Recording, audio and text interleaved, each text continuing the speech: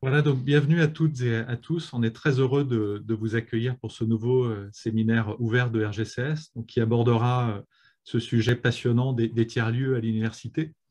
Alors, je le précise tout de suite, on a choisi ce terme d'université, mais il faut l'entendre dans un sens très très large d'éducation supérieure.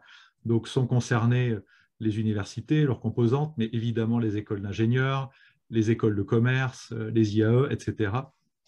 Tous les acteurs dans l'enseignement supérieur qui, depuis de nombreuses années déjà, se sont investis dans ces démarches de makerspace, de Fab Lab, d'incubateurs, d'accélérateurs, d'espaces de coworking, qui sont des sujets très centraux pour le réseau qui organise cet événement, c'est-à-dire RGCS. RGCS qui est un réseau donc, qui est né en 2014 et qui s'intéresse aux nouvelles pratiques de travail collaboratives, et qui s'efforce d'être lui-même un espace d'expérimentation sur ces sujets. Et RGCS qui a toujours eu comme thématique centrale précisément les tiers-lieux et les espaces collaboratifs. Donc on est très heureux d'accueillir nos invités pour ce panel introductif. Et juste pour terminer en insistant sur ce qui est un petit peu l'esprit de cet événement et un de nos objectifs, ce serait quelque chose de relativement de l'ordre du manifeste. Voilà, on aimerait que cette discussion, l'atelier qui va suivre, soit l'occasion de produire quelque chose ensemble qui interpelle des pouvoirs publics, qui interpelle la société civile, des mouvements sociaux qui sont concernés par nos sujets. On aimerait produire quelque chose de l'ordre du manifeste ensemble. Et j'en profite pour dire un grand merci à David Valla qui a accepté d'animer ce panel, et un grand merci évidemment à nos invités.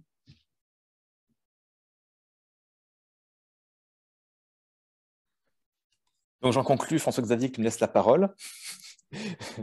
Merci à toi. Donc bonjour à toutes, bonjour à tous. Donc alors merci de votre présence dans ce séminaire d'RGCS, donc dont le titre complet est, enfin quasi complet, les tiers-lieux à l'université, une opportunité pour répondre aux grands enjeux de notre temps. Donc on a avec RGCS des ambitions assez fortes sur nos thématiques de séminaire. Donc, pour répondre à cette question, un premier mot très rapide sur la notion de tiers-lieu. On connaît ce terme, il a été notamment conceptualisé par un chercheur qui s'appelle Ray Odalberg et dans un ouvrage qui s'intitule The Great Good Place. Et l'idée du tiers-lieu, c'est vraiment un lieu qui est ni tout à fait chez soi, ni tout à fait au travail, mais qui est entre les deux, et qui est en particulier caractérisé par la convivialité. Et donc, une des questions qui va se poser aux tiers-lieux qui existent à l'université, donc au sens large, notamment, je pense, c'est cette question de la convivialité à travers la question éducative et la préparation des étudiants au monde de demain. Alors, pour répondre à ces questions, on a la chance d'avoir plusieurs fondateurs et ou animateurs de tiers-lieux. Donc, on a, par ordre alphabétique, Valérie Chanal de l'Université Grenoble-Alpes. On a Jean-Marc Charlot de Audencia Business School. On a également donc Martine Huyon de la Public Factory de Sciences Po Lyon, Thierry Pic du laboratoire d'innovation Silex à l'EM Lyon et Christian Simon du Fab Lab Sorbonne Université. Et on va leur poser à tous 3 questions, donc ils répondront chacun à leur tour à une question de manière assez rapide. À l'issue de ce tour de table sur ces 3 questions, on aura un moment d'une quinzaine ou une vingtaine de minutes de questions avec tout le monde. Vous pourrez poser vos questions notamment via le chat et on les reprendra à l'oral. Et puis ensuite, on partira en atelier et chacun des ateliers correspondra à une des grandes questions qui est posée. Qui a été posée à nos participants, à nos invités, et qui finalement sera aussi également posée aux participants, voir si on a des choses à approfondir sur ces différents points. Donc la première question, avant la première question, je voulais simplement mentionner que comme c'est un travail collectif, hein, on cherche à développer la collaboration dans le cadre d'RGCS. Donc, vous avez accès via au mail que vous avez reçu ou alors via un lien dans le chat qui sera renvoyé régulièrement. Donc, vous avez accès à un pad qui est un document de prise de notes collaborative. Donc, vous pouvez prendre les notes que vous voulez, inscrire des idées, des questions, etc. Ça permettra de créer un document collectif et une trace de nos différents échanges. Voilà, donc première question, les tiers-lieux à l'université, quelles en sont les spécificités? Et donc là, je m'adresse d'abord à Valérie Chanal.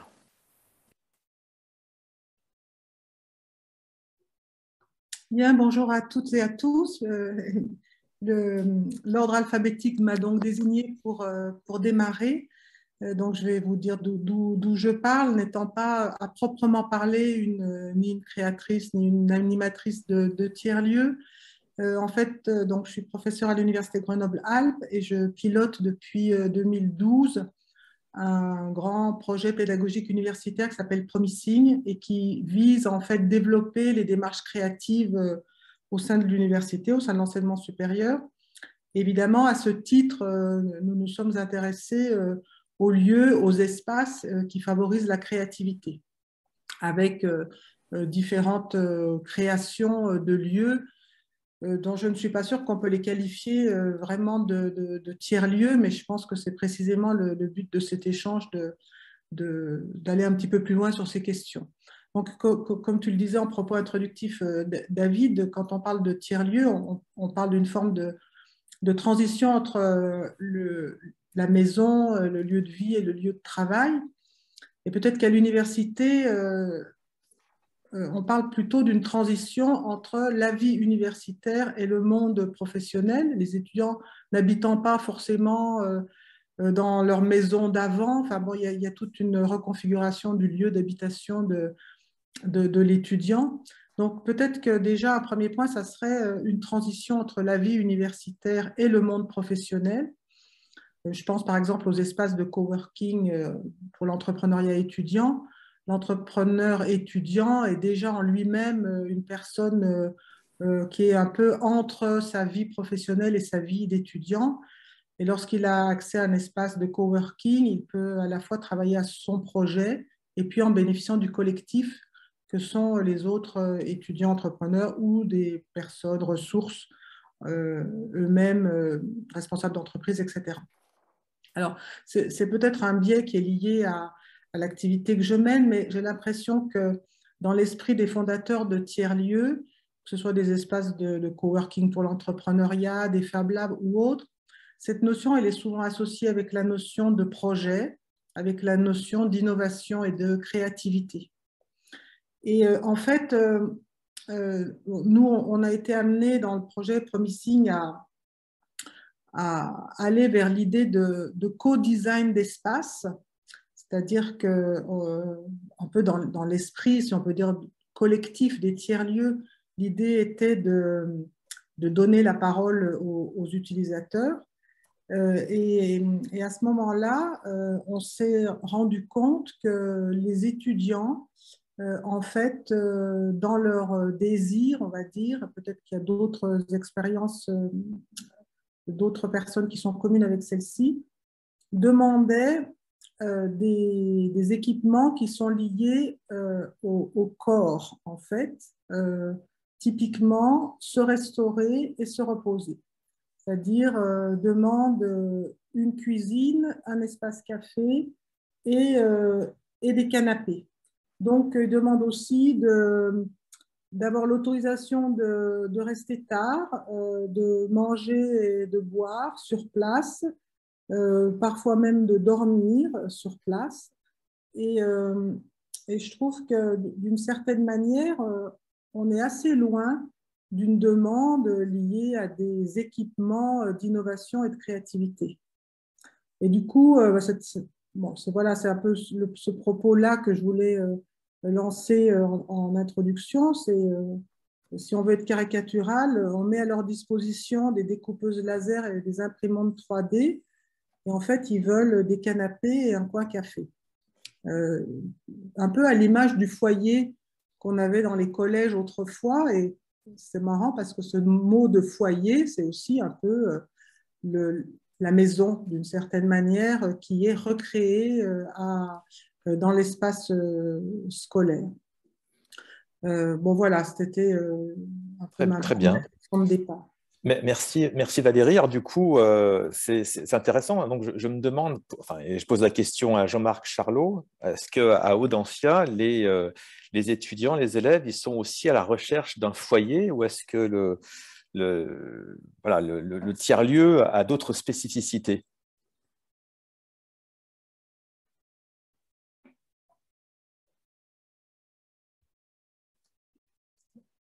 Bonjour à toutes et à tous. Faut déjà que je retrouve les touches de mon micro.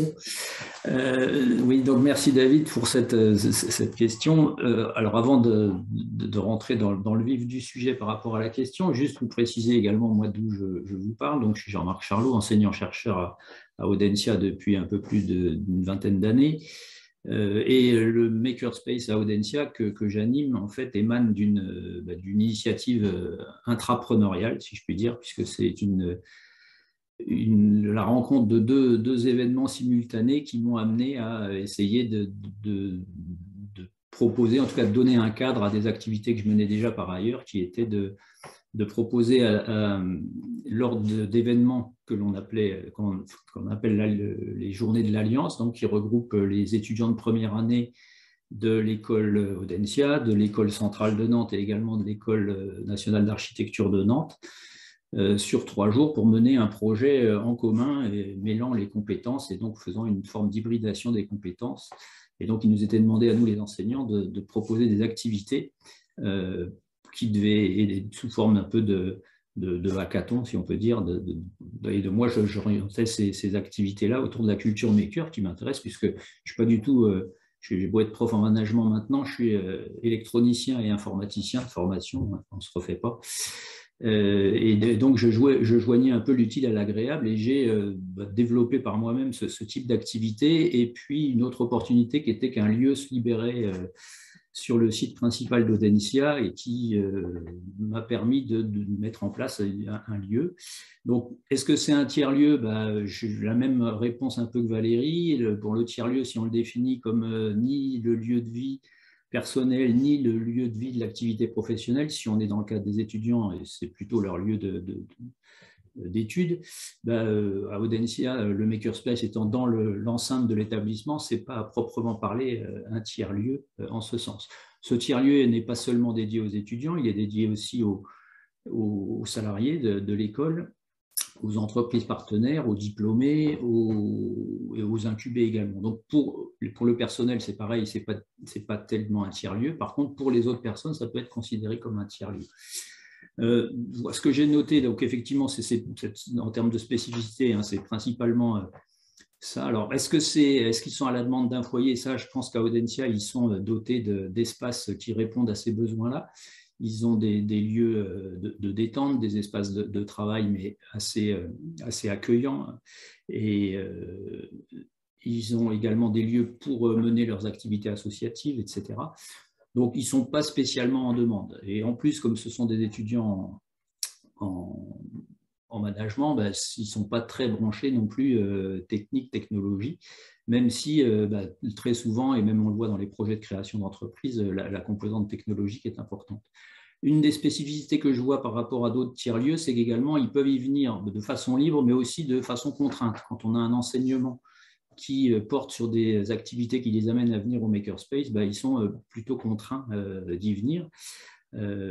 C'est aussi un lieu immersif, c'est un peu différent des activités qu'ils ont habituellement.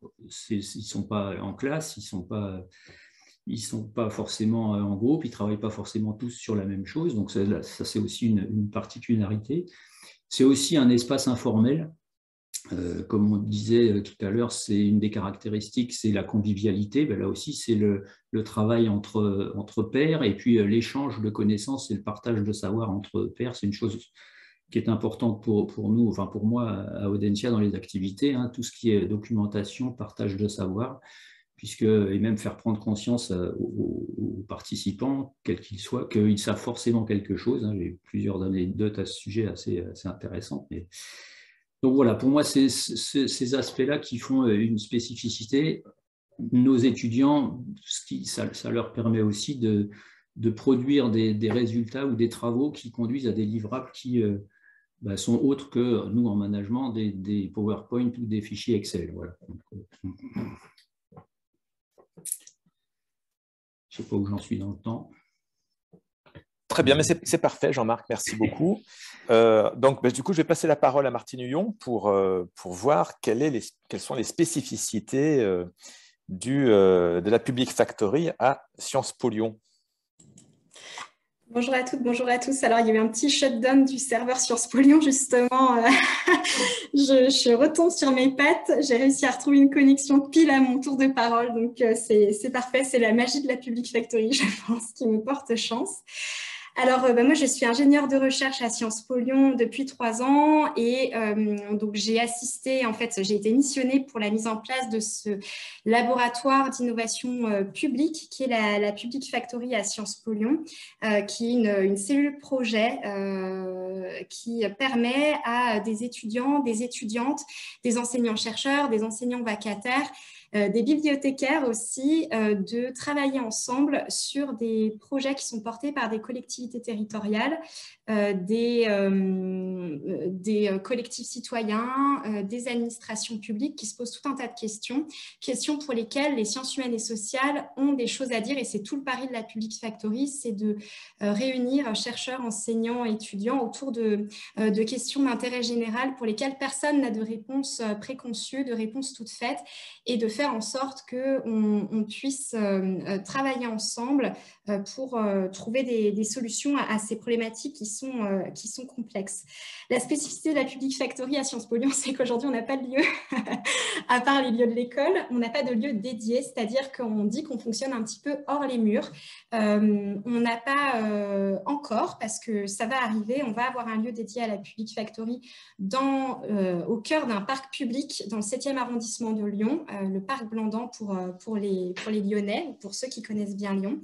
Ça va donner l'opportunité à nos étudiants, nos étudiantes, nos collègues enseignants-chercheurs, mais aussi nos collègues administratifs, de sortir de l'école pour aller dans un lieu qui est au cœur d'un parc public où ils vont pouvoir faire autre chose que ce qui se passe habituellement à l'école, donc des cours, des conférences, on pourra accueillir d'autres activités et surtout on pourra aussi accueillir d'autres publics que nos publics de l'école. Donc ça sera assez intéressant, mais actuellement, ce projet, il va ouvrir début 2023, ce projet immobilier est en cours, on fonctionne hors les murs. Donc, je pense que déjà en soi, c'est un petit peu spécifique, c'est de se demander comment on peut avoir une démarche tiers-lieu en n'ayant pas de lieu spécifique, en n'ayant pas de foyer, comme le disait très bien Valérie, en n'ayant pas de lieu dédié un peu spécifique aux étudiants, comme le disait tout à l'heure Jean-Marc. C'est vrai que c'est tout un défi de fonctionner dans le bâtiment, dans l'établissement actuel de Sciences Po Lyon, sans avoir de lieu dédié à la créativité, à l'innovation, à la rencontre, à l'accueil de citoyens, de citoyennes, de publics qui ne sont pas nos étudiants et nos étudiantes habituels, dans des lieux qui sont un petit peu contraints. Aussi, vous l'avez compris, la spécificité de la Public Factory, c'est son champ d'action, c'est-à-dire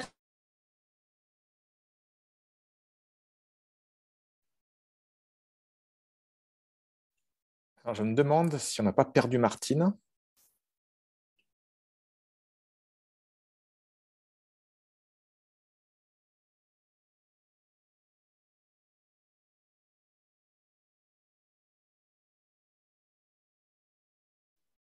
Oui, je pense qu'on a perdu Martine. Ouais. Donc, sur le champ d'action que tu connais de la Public Factory, peut-être que tu peux compléter. Alors, le champ d'action, oui, il est spécifique parce qu'il est lié au fait d'être dans un institut d'études politiques. Donc, le champ d'action, c'est vraiment de travailler sur des projets qui sont des projets d'utilité sociale, des projets qui s'inscrivent dans le cadre de politiques publiques, des projets en partenariat avec des acteurs publics. Donc, il y a cette spécificité-là qui fait que la Public Factory, c'est un laboratoire d'idées dont l'objectif, au final, est de répondre à des préoccupations des pouvoirs publics. Et ces préoccupations des pouvoirs publics, c'est de traiter des problèmes complexes. En gros, ils sont de plus en plus face à des situations qui nécessitent une prise de recul longue pour pouvoir répondre aux problèmes rencontrés, pour pouvoir répondre aux questions des citoyens, etc.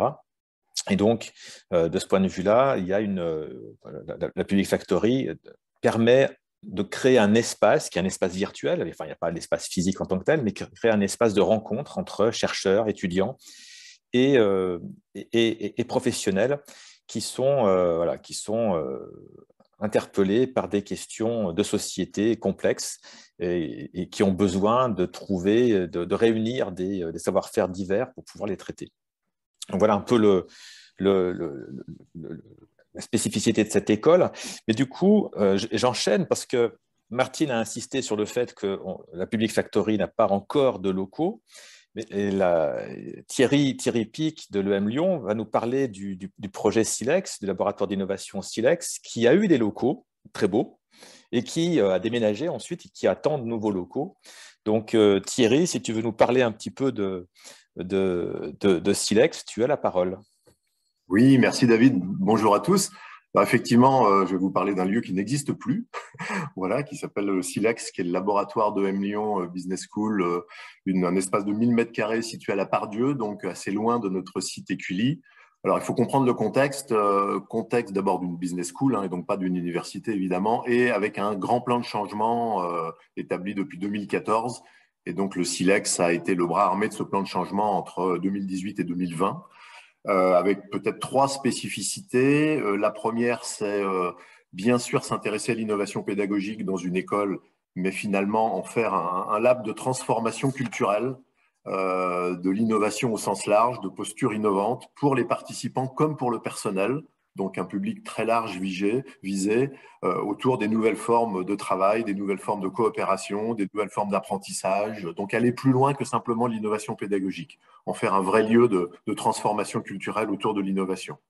Le deuxième caractéristique, c'est en faire le symbole aussi d'un nouveau modèle éducatif qu'on a appelé Early Maker dans notre jargon, qui rejoint le concept de maker qu'on trouve dans ces tiers-lieux, et vouloir du coup représenter concrètement ce que pouvait être ce slogan dans sa traduction sous forme de mode de travail, de mode d'apprentissage et de pédagogie. Donc être un peu vraiment la vitrine d'un modèle pédagogique nouveau.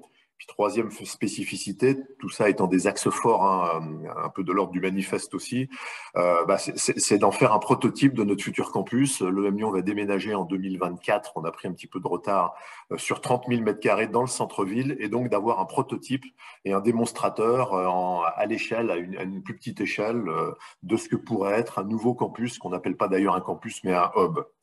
Alors du coup, dans ce lieu, très rapidement, les éléments de spécificité, c'est en faire un lieu de passage avec 50% de personnel interne et participants internes et 50% d'extérieurs, entreprises, visiteurs, partenaires, vraiment ouverts sur la cité, ouverts sur la ville, en mode précurseur de ce que sera notre futur campus. C'est vraiment un lieu d'expérimentation qu'on a voulu pousser à l'extrême, à la fois sur le tout est possible. Donc, on a fait une variété énorme d'événements, du cours au séminaire, au comité de direction, à la présentation de produits, à la dégustation de vin, j'en passe, c'était des meilleurs, avec un espace qui est très, très en mouvement, complètement modulable, donc la possibilité de complètement le transformer. Un lieu apprenant qui est aussi un musée vivant où on va exposer les travaux de nos étudiants, les travaux de nos chercheurs, les réalisations de nos startups. Donc vraiment un lieu apprenant au sens où on a des choses à voir et à découvrir, et là aussi qui change. Et puis vraiment dédié au développement d'une culture d'innovation au sens large, pas simplement encore une fois la pédagogie. Donc l'idée d'être un nudge géant, un nudge grandeur nature, où tout nous pousse finalement à réfléchir autrement, à essayer des choses nouvelles, quel que soit son profil et son appartenance. Je rejoindrai Valérie sur la dimension très co-construite de ce type de lieu. En tout cas, nous, on a vraiment été dans un espace incomplet, jamais fini, qui permettait aux utilisateurs de se l'approprier et de vraiment le faire à leurs mains. Donc, c'était un lieu toujours un peu en vrac, quelque part, et avec une approche très, très émergente, qui permettait de faire émerger des usages absolument pas du tout imaginés au départ. Voilà, donc un côté très extrémiste, entre guillemets, sur le tout est possible et sur l'innovation pour générer du coup des comportements adaptés à ce que pouvait offrir l'espace. Merci beaucoup Thierry. Alors du coup, même question adressée à Christian Simon. Quelle spécificité du Fab Lab Sorbonne Université? Notre spécificité, c'est tout d'abord d'être antérieur à Sorbonne Université. On a été créé lorsque Sorbonne Université n'était encore qu'un projet. On a fait partie des grandes initiatives qui avaient été lancées, précisément dans le but de créer du lien entre les deux universités qui allaient fusionner, Paris-Sorbonne et l'université Pierre et Marie Curie. Une des idées que nous avions proposées, c'était de construire un endroit où on allait pouvoir déployer des enseignements interdisciplinaires en mode projet et par équipe pour les étudiants. Et on s'est servi de ce prétexte d'innovation pédagogique pour étendre les missions de notre Fab Lab à l'ensemble des missions de l'université. Puisque à côté de la formation, on a aussi à l'université une mission de recherche, on a aussi une mission de transfert technologique, et puis on a une mission d'ouverture à la société, une mission de transfert des connaissances vers le grand public. Et donc petit à petit, on a essayé dans chacun de ces registres-là de démontrer que le Fab Lab était capable d'apporter une contribution à la réponse de l'université à toutes ces missions. Et j'en rajoute une supplémentaire qui n'est pas formellement une des missions de l'université, qui est de faire du lien en interne de cette grande maison, puisque on a quand même plus de 35 000 étudiants et 3 facultés de sciences et ingénierie d'une part, médecine et lettres d'autre part, qui devaient apprendre à se connaître. Donc le but du jeu, c'était aussi de faire du lien interne et de faire... alors, pas tout à fait un tiers-lieu au sens où on est toujours un petit peu en train de travailler, mais quand on est en train de travailler à autre chose que ce qu'on fait en recherche, on est déjà un peu en train de se changer les idées, on est déjà en train d'être un peu sur le mode loisir. Et donc, on a dû mettre en place tout ça petit à petit avec, bon, ça a été dit déjà, des difficultés liées au fait qu'on a des étudiants qui sont là parce qu'ils sont en mode contraint par des yeux, d'autres qui viennent pour des loisirs. On a des chercheurs qui viennent parce qu'ils sont là dans le cadre d'une demande très précise, très pressée pour un travail de recherche qui est évidemment plus important que tout le reste. Et puis, on a des gens qui viennent là un peu plus pour découvrir, pour apprendre, pour faire des rencontres. Et donc, c'est compliqué de faire cohabiter un petit peu tout ce monde-là en gardant un équilibre. C'est assez compliqué, surtout dans des lieux qui n'ont pas été prévus au départ pour ça. Et ça reste notre cas jusqu'à présent. Donc, c'est un programme qui est très ambitieux et qu'il a été difficile de déployer parce que dans des écoles de management, donc on peut imaginer que les gens qui sont à la tête de ces écoles de management ont des pratiques managériales qui leur permettent d'être souples. À l'université, dans une phase de fusion et de création, je vous laisse imaginer ce que ça a été de faire comprendre ce qu'on voulait faire à un service juridique qui nous expliquait responsabilité d'un tel si on se blesse ou ceci ou cela, les problèmes de propriété intellectuelle, j'en passe, et des meilleurs. Donc voilà, pour moi, les spécificités, c'est vraiment d'essayer de mener à bien une diversité de missions complètement déraisonnable, je trouve, mais en même temps d'avoir un cadre qui est extrêmement contraignant. Et finalement, c'est quelque chose d'assez unique par rapport à ce qu'on peut voir dans plein d'autres tiers-lieux qui finalement peuvent définir un créneau assez étroit et se mettre sur un mode de fonctionnement, j'allais dire, peut-être plus défini. Merci beaucoup, Christian. Alors, du coup, ce que je vous propose, parce qu'on a commencé déjà à aborder ce deuxième point, cette deuxième thématique, c'est de rentrer de plein pied dans la La deuxième question que nous nous posons par rapport au tiers-lieu à l'université, dans les écoles, etc., c'est-à-dire, est-ce que c'est un espace de refonte des pratiques d'enseignement et de recherche? Est-ce que c'est vraiment un lieu, Thierry parlait de nudge tout à l'heure, est-ce que c'est vraiment un lieu qui est pensé pour, un petit peu à l'image du cheval de Troie, faire entrer dans l'université, dans les écoles, d'autres façons de faire de l'enseignement, éventuellement même d'autres façons de faire de la recherche, d'autres façons de gérer les relations avec des professionnels partenaires. Est-ce que ces tiers-lieux sont pensés dans cette direction-là pour finalement refonder complètement le fonctionnement de l'université? Et là, je recommence mon tour de table, je m'adresse à Valérie Chanal pour voir un petit peu ce qu'elle pense de cette idée du tiers-lieu comme espace de transformation de l'université.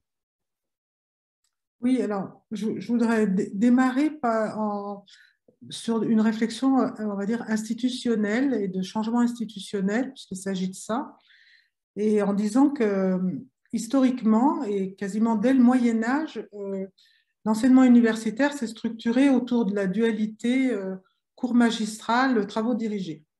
C'est-à-dire, au Moyen-Âge, on disait lectio pour la lecture, la leçon, et disputatio pour la discussion. Et encore aujourd'hui, on a le fameux CMTD qui structure mais de manière très très forte l'enseignement, à tel point que les enseignants sont rémunérés de manière différente s'ils font un cours magistral ou s'ils animent un TD. On est donc là dans une dichotomie historique entre le penser et le faire. On applique d'abord, on apprend d'abord les concepts, les théories, puis ensuite on applique. Et on a voulu d'une certaine manière changer ça en changeant les espaces avec l'idée de la classe inversée. C'est-à-dire que implicitement, il y a une question des espaces qui est liée à ce découpage, puisque on va considérer qu'on fait la leçon à l'école ou à l'université, et puis les étudiants peuvent faire des exercices, des mises en application à la maison, jusqu'à l'idée de la classe inversée, où en fait on apprend à la maison avec des vidéos, des lectures, etc. Et puis on met en application avec un enseignant à l'université. Donc il y a déjà un changement de posture à ce niveau-là, mais d'une certaine manière, on ne remet pas en question cette dichotomie entre l'apprentissage des notions et la mise en application. À l'Université de Grenoble, on a de très beaux exemples de classes inversées, historiques dans le secteur de la santé, par exemple, qui fonctionnent très bien. Mais à mon sens, l'introduction de tiers-lieux, puisque c'est la question, suppose qu'on remette en cause cette dichotomie entre le penser et le faire, et qu'on propose, ça a été dit, ça a été décrit par Thierry notamment, des espaces projets où on apprend en faisant et où donc il n'y a plus cette distinction. Moi, quand j'ai lancé le projet dont je m'occupe, j'ai été très inspirée par la pédagogie dans les écoles de design, où en fait les étudiants ont des plateaux projets, on appelle ça les studios, où ils viennent travailler sur leur projet, soit en autonomie, soit avec la présence d'un enseignant designer, typiquement. Et en fait, là, on a un vrai renversement de posture, puisque c'est l'enseignant qui vient aux étudiants et qui les aide dans ce qu'ils ont à faire, et non l'inverse. Et par exemple, à l'école l'ENSI, les ateliers, j'imagine dans d'autres écoles de design ou même d'architecture, c'est pareil. On a des espaces qui sont ouverts 7 jours sur 7, c'est un très gros effort, jour et nuit. Je crois qu'ils ne ferment qu'à Noël et un jour à Nouvel An. Enfin, il y a une amplitude d'ouverture qui est énorme. Et les étudiants travaillent à leur rythme, sont en charrette la veille de rendre leur projet, etc. Alors, moi, je voudrais dire qu'à Grenoble, on a essayé de mettre en place des studios, projets, avec un fonctionnement proche des écoles de design, et on n'y est pas arrivé. Alors, dans un premier temps, on a pu en quelque sorte hacker le système parce qu'on était dans un bâtiment provisoire. Et David, peut-être que ce n'est pas une bonne nouvelle d'avoir un beau bâtiment définitif, parce que dès lors qu'on est rentré dans un bâtiment définitif, eh bien, on s'est heurté à beaucoup de règles institutionnelles liées à des réglementations, alors bien sûr financières, impossible d'ouvrir tard le soir, des considérations réglementaires, des questions liées au système d'information que l'université n'entend pas modifier, une salle, un prof, un groupe d'étudiants, les réservations de salles, etc. Donc, je dois dire que là, j'ai bien le sentiment d'être dans un processus d'entrepreneuriat institutionnel et de me heurter de plein fouet à l'institution dans toute sa rigidité. Et du coup, moi, ce que j'ai envie de dire, c'est qu'effectivement, on peut faire des démonstrateurs, c'est très bien, ça donne envie. D'ailleurs, quand l'université reçoit des délégations, ça doit être le cas pour vous, délégations étrangères ou autres, c'est toujours chez nous qu'on amène les collègues. Mais en même temps, on ne passera pas à l'échelle si on n'est pas en mesure de repenser fondamentalement ce mode d'organisation des enseignements. Voilà. Ce n'est pas très optimiste peut-être comme propos, mais en fait, c'est là où j'en suis dans mes constatations. Merci Valérie. Non, mais c'est intéressant parce que la question du passage à l'échelle, si on reprend la thématique, qui nous anime, hein, cette idée du tiers-lieu qui est là pour faire évoluer la manière dont fonctionne l'université, évidemment, la question du passage à l'échelle est une question centrale. Il y a le changement culturel, mais au-delà du changement culturel, hein, au-delà du bon exemple, il y a est-ce qu'on arrive à faire en sorte que l'institution bouge? Alors du coup, même question pour Jean-Marc, est-ce que voilà, le tiers-lieu est pensé comme quelque chose, pour reprendre les paroles de Valérie, pour dépasser la dichotomie penser-faire? Est-ce qu'il y a d'autres objectifs à ce tiers-lieu? Est-ce qu'il est fait pour renouveler l'enseignement, renouveler la recherche? Et alors, à Audencia, comme je disais dans les spécificités, hein, il s'agit d'une démarche intrapreneuriale. Donc, il n'y a pas, à l'origine, il n'y a pas une volonté d'intégrer ce type de lieu ou d'y mener des activités particulières. D'autre part, en parallèle, à Audencia, il y a ce qu'on appelle un Learning Lab qui, lui, est beaucoup plus dédié à la mise en place ou façon de tester des nouvelles méthodes ou des nouveaux environnements, des nouvelles démarches d'apprentissage, effectivement, pour des classes inversées ou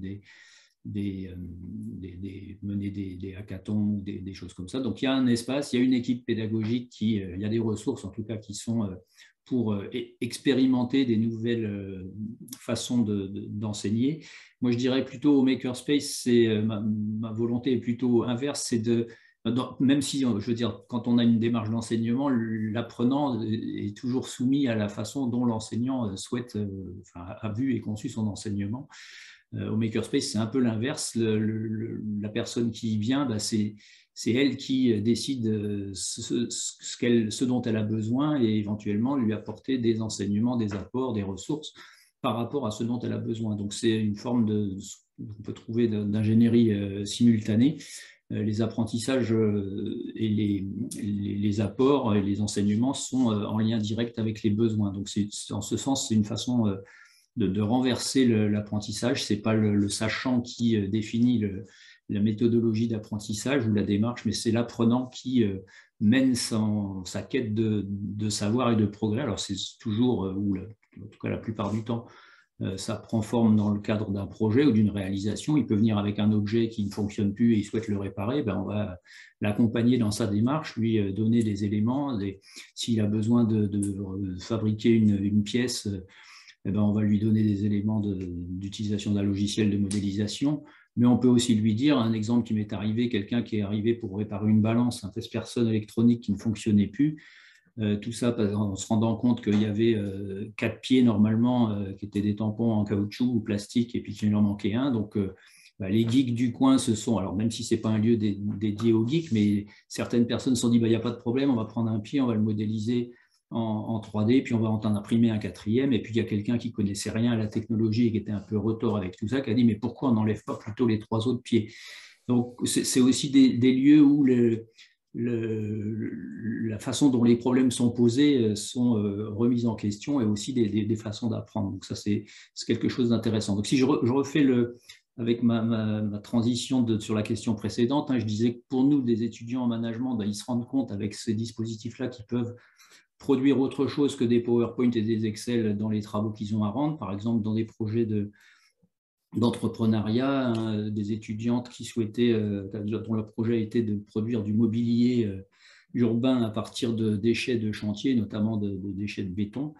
Au lieu de faire des photos ou du dessin logiciel d'image de synthèse, on peut produire des maquettes à une échelle avec le dispositif du Makerspace. Donc c'est bien sûr apprendre en faisant, mais c'est d'abord faire, et puis au besoin apprendre pour bien faire ou pour mieux faire. Donc la finalité n'est pas d'apprendre, mais plutôt de faire, au sens de l'allemand, de l'âge du faire dans lequel nous sommes maintenant. Donc ça, la précaution aussi, c'est que ce n'est pas accessible à tout le monde, c'est qu'il faut avoir un état d'esprit, un style d'apprentissage qui s'y prête. Moi, il m'est arrivé d'emmener un groupe complet d'étudiants dans le grand Fab Lab que l'on a à Nantes, et le Fab Lab était dédié pour nous, et de se rendre compte qu'il y a des personnes qui ne sont pas du tout câblées, on va dire, pour apprendre en faisant. Et donc ça dépend des styles d'apprentissage, il y a beaucoup de travaux qui montrent ça. Tout le monde n'est pas pragmatique ou actif, mais ceux qui sont plus basés sur la réflexion et la théorie, ils ne s'y retrouvent pas du tout dans ces méthodologies-là. Donc ça permet aussi de faire apprendre différemment, ou de faire prendre conscience qu'on n'est pas tous câblés pareil en termes d'apprentissage. Donc ça permet aussi à Audencia de mettre en œuvre ce qui est appris d'une façon un peu théorique sur les modèles, que ce soit dans le design thinking avec la méthode d'idéation, de prototypage, et également dans le Lean Startup, de mettre très vite entre les mains du futur utilisateur un démonstrateur pour pouvoir mener les itérations. Et ça, c'est un lieu qui leur permet de comprendre qu'aussi simplement, il n'y a pas besoin de gros outils, une feuille de papier, un crayon, suffit à dessiner une interface sur un téléphone, et puis on leur dit quand tu cliques sur un bouton, et on met une autre carte en papier sur le téléphone pour montrer ce qui se passe, et très vite soumettre la proposition aux futurs utilisateurs. Donc ça, c'est des modes d'apprentissage auxquels, en tout cas, nous, nos étudiants en école de management, surtout dans le programme grande école, peut-être un peu moins dans les masters spécialisés, mais auxquels ils n'étaient pas habitués au préalable. Donc ça permet un passage aussi au monde réel rapidement, et à déthéoriser un peu les apprentissages traditionnels.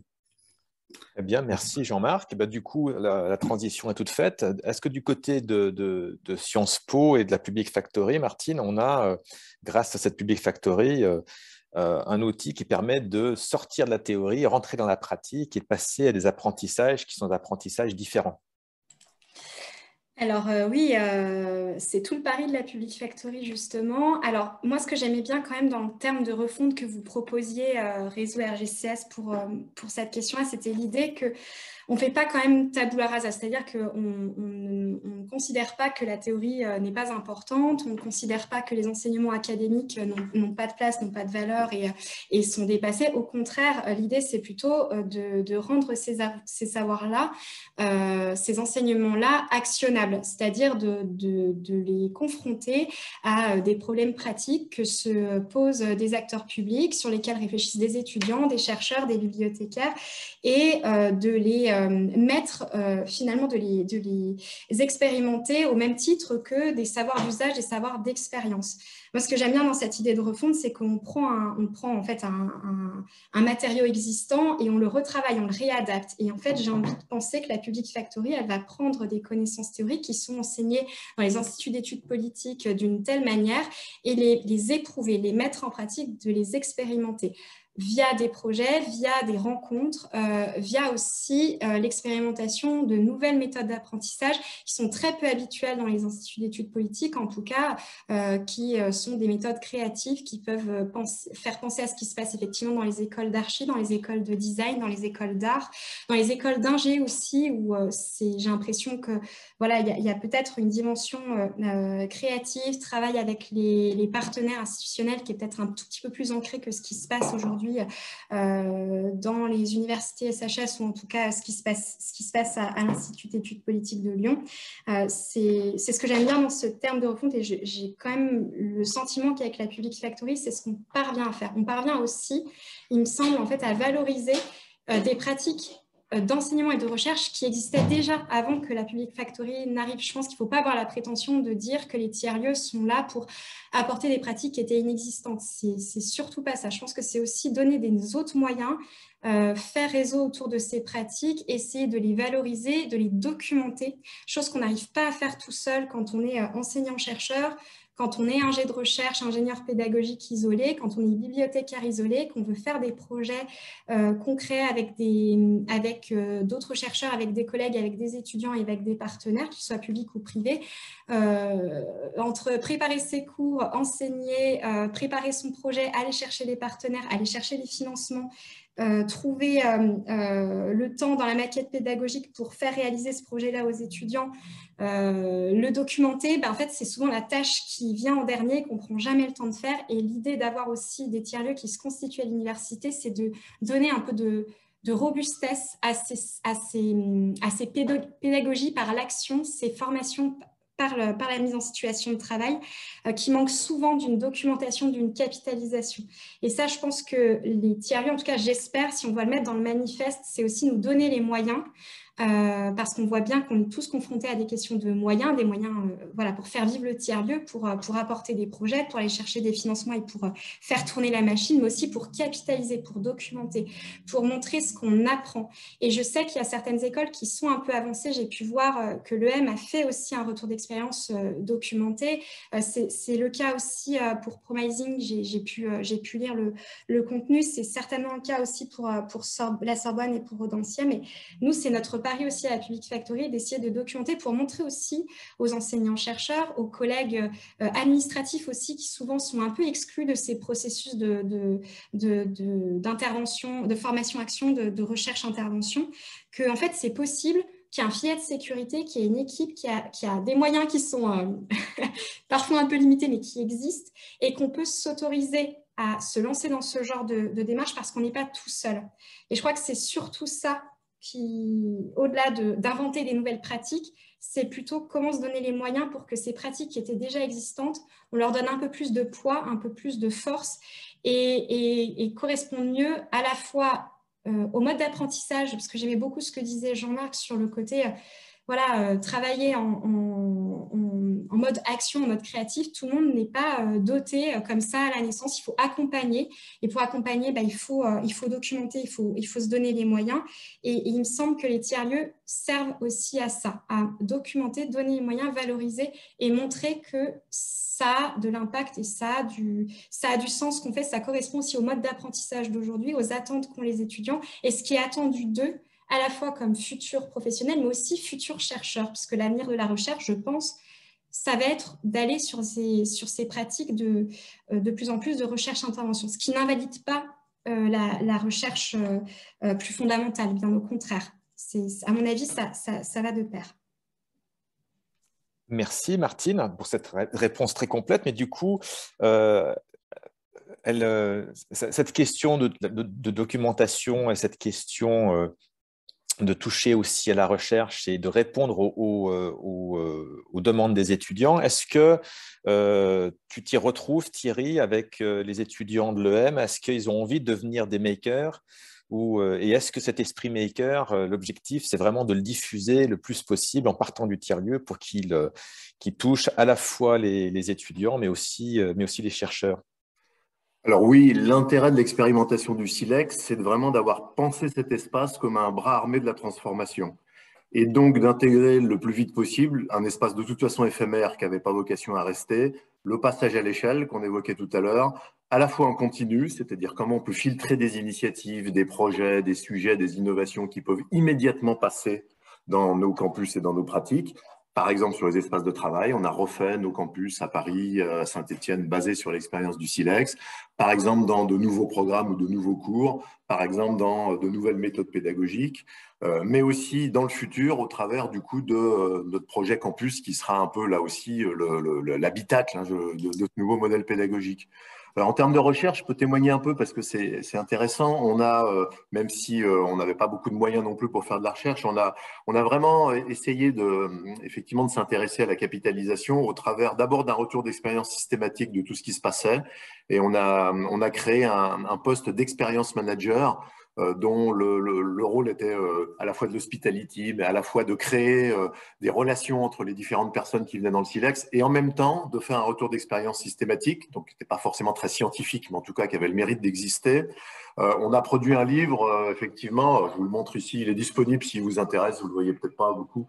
Bon, c'est un livre un peu très original aussi, basé sur le principe du Silex, et qu'on a voulu produire pour laisser une trace de cette expérience-là. Donc, si vous voulez, n'hésitez pas à me le demander, je peux vous l'envoyer. Hein. On a aussi réfléchi beaucoup à l'impact en temps réel, c'est-à-dire comment on peut faire parler de cette initiative pour qu'elle fasse boule de neige. Et on a un peu tordu le storytelling, on l'a appelé le raconting, c'était un peu le nom qu'on utilisait pour éviter le mode reporting où les KPI habituels ne se prêtaient très mal à notre expérience. Mais le raconting, c'est se baser sur des tranches de vie, des situations concrètes que vivaient les gens dans cet espace et qu'ils étaient tout contents de rapporter et de raconter dans leur département, dans leurs unités ou dans leur promotion si c'était des étudiants. Et donc, on a créé un réseau d'ambassadeurs finalement de diffusion de cette expérience orale, qualitatif, d'une façon un peu différente, et ça fait partie aussi de la capitalisation et puis de la progression du concept. Et puis, évidemment, ce pop-up lab, hein, moi j'appelle ça un pop-up lab parce qu'il avait comme vocation de disparaître, et ça c'est important de le dire aussi dès le départ. Bah, du coup, partout, il a alimenté les réflexions sur les nouveaux process, les nouveaux programmes, les nouveaux campus. Donc voilà, je ne sais pas, c'est une approche très scientifique, mais en tout cas, on a voulu multiplier les sources de documentation, capitalisation et surtout transfert en direct des enseignements sur une pédagogie très nouvelle. On a beaucoup expérimenté de technologies, par exemple, bien avant le Covid, hein, sur des technologies hybrides, des robots de téléprésence qu'on a expérimentés qui sont maintenant dans nos campus, par exemple, les imprimantes 3D, une pédagogie très ouverte avec de la sérendipité des personnes, des rencontres improbables entre des étudiants, des startups, des dirigeants, etc. Beaucoup travaillé sur les espaces collaboratifs propices au projet, évidemment, et puis sur l'expérience étudiante. Donc, on peut dire que tous ces sujets-là, finalement, avaient comme vocation d'être passés à l'échelle dans nos programmes et pas simplement de rester confinés à des initiatives localisées. Donc, ça a été une expérience intéressante de ce point de vue-là. Merci Thierry. Donc, ce que je retiens, c'est que vraiment, il y a vraiment une stratégie derrière la mise en place de Silex. C'était une expérimentation pour ensuite passer à l'échelle. Oui. Donc, c'est une spécificité très forte de votre initiative. Alors, du coup, je pose la question à Christian. Au niveau du Fab Lab Sorbonne Université, on se rend compte que, vu la taille de l'université, on n'est pas du tout dans les mêmes possibilités de transformation de l'ensemble universitaire. Mais malgré tout, est-ce qu'il y a dans le projet Fab Lab Sorbonne Université cette volonté de transformer la pédagogie? En tout cas, ce qu'il y a de sûr, c'est comme on est dans un Fab Lab, hein, je ne pense pas me tromper, mais il y a une culture de la documentation. Oui, absolument. Alors, pratiquement tout a déjà été dit de ce que je voulais noter. Les intervenants qui m'ont précédé sont très intéressants. J'ai appris des choses aussi. Pour ma part, comme on a commencé comme un projet expérimental, on espérait qu'on ferait tâche d'huile, mais ça aurait été totalement présomptueux de penser qu'on allait transformer l'enseignement de 35 000 étudiants. Et puis, comme ça a été dit par Valérie Chanal, c'est quand même un diptyque ou un triptyque, si on rajoute les travaux pratiques, qui remontent au Moyen-Âge. Et donc, c'est quand même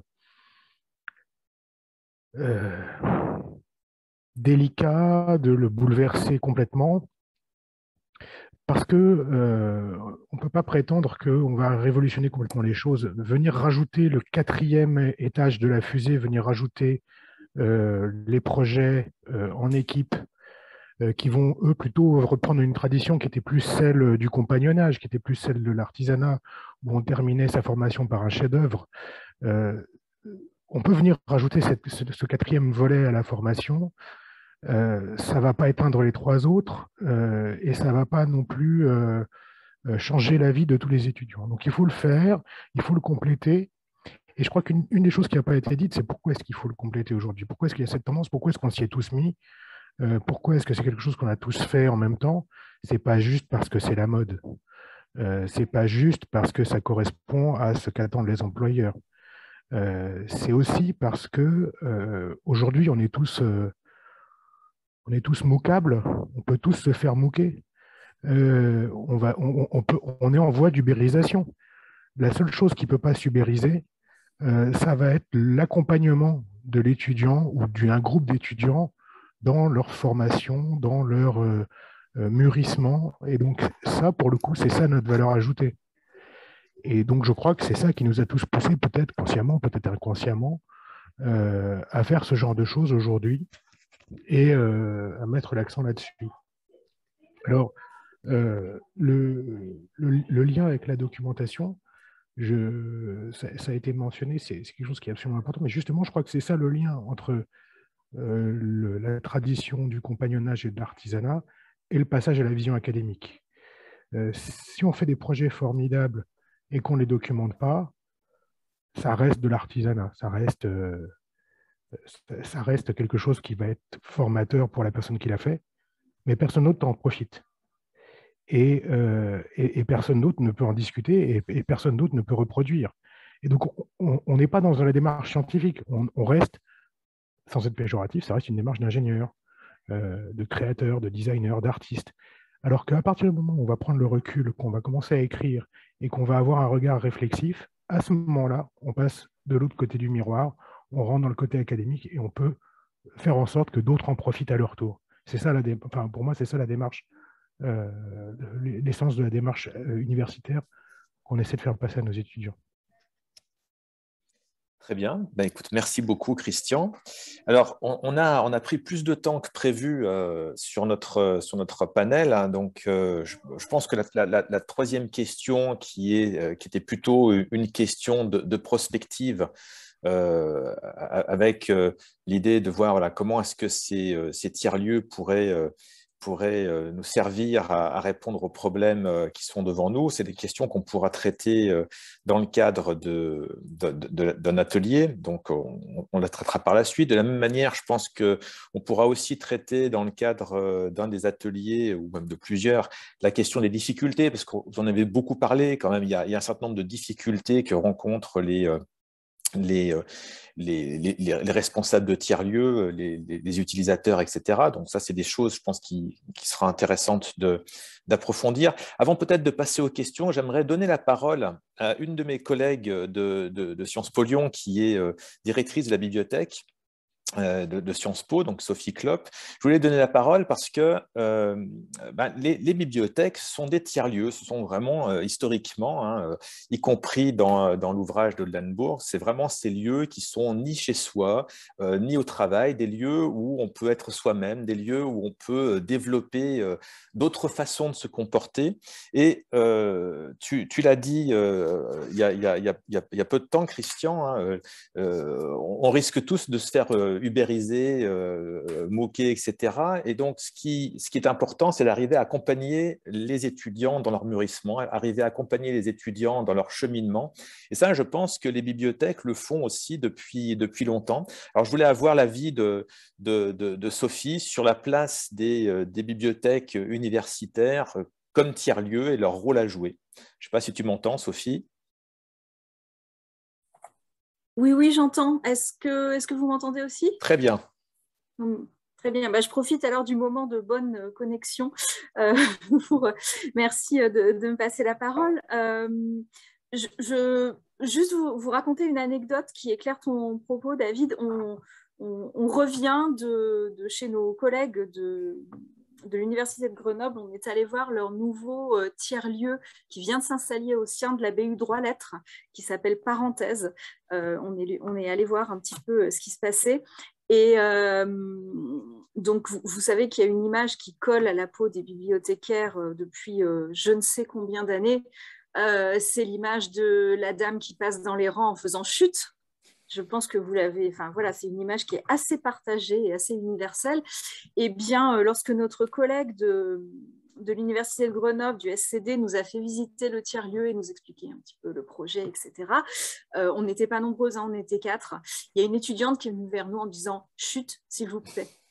Et finalement, ça fait pas mal écho à ce que j'entends là depuis tout à l'heure.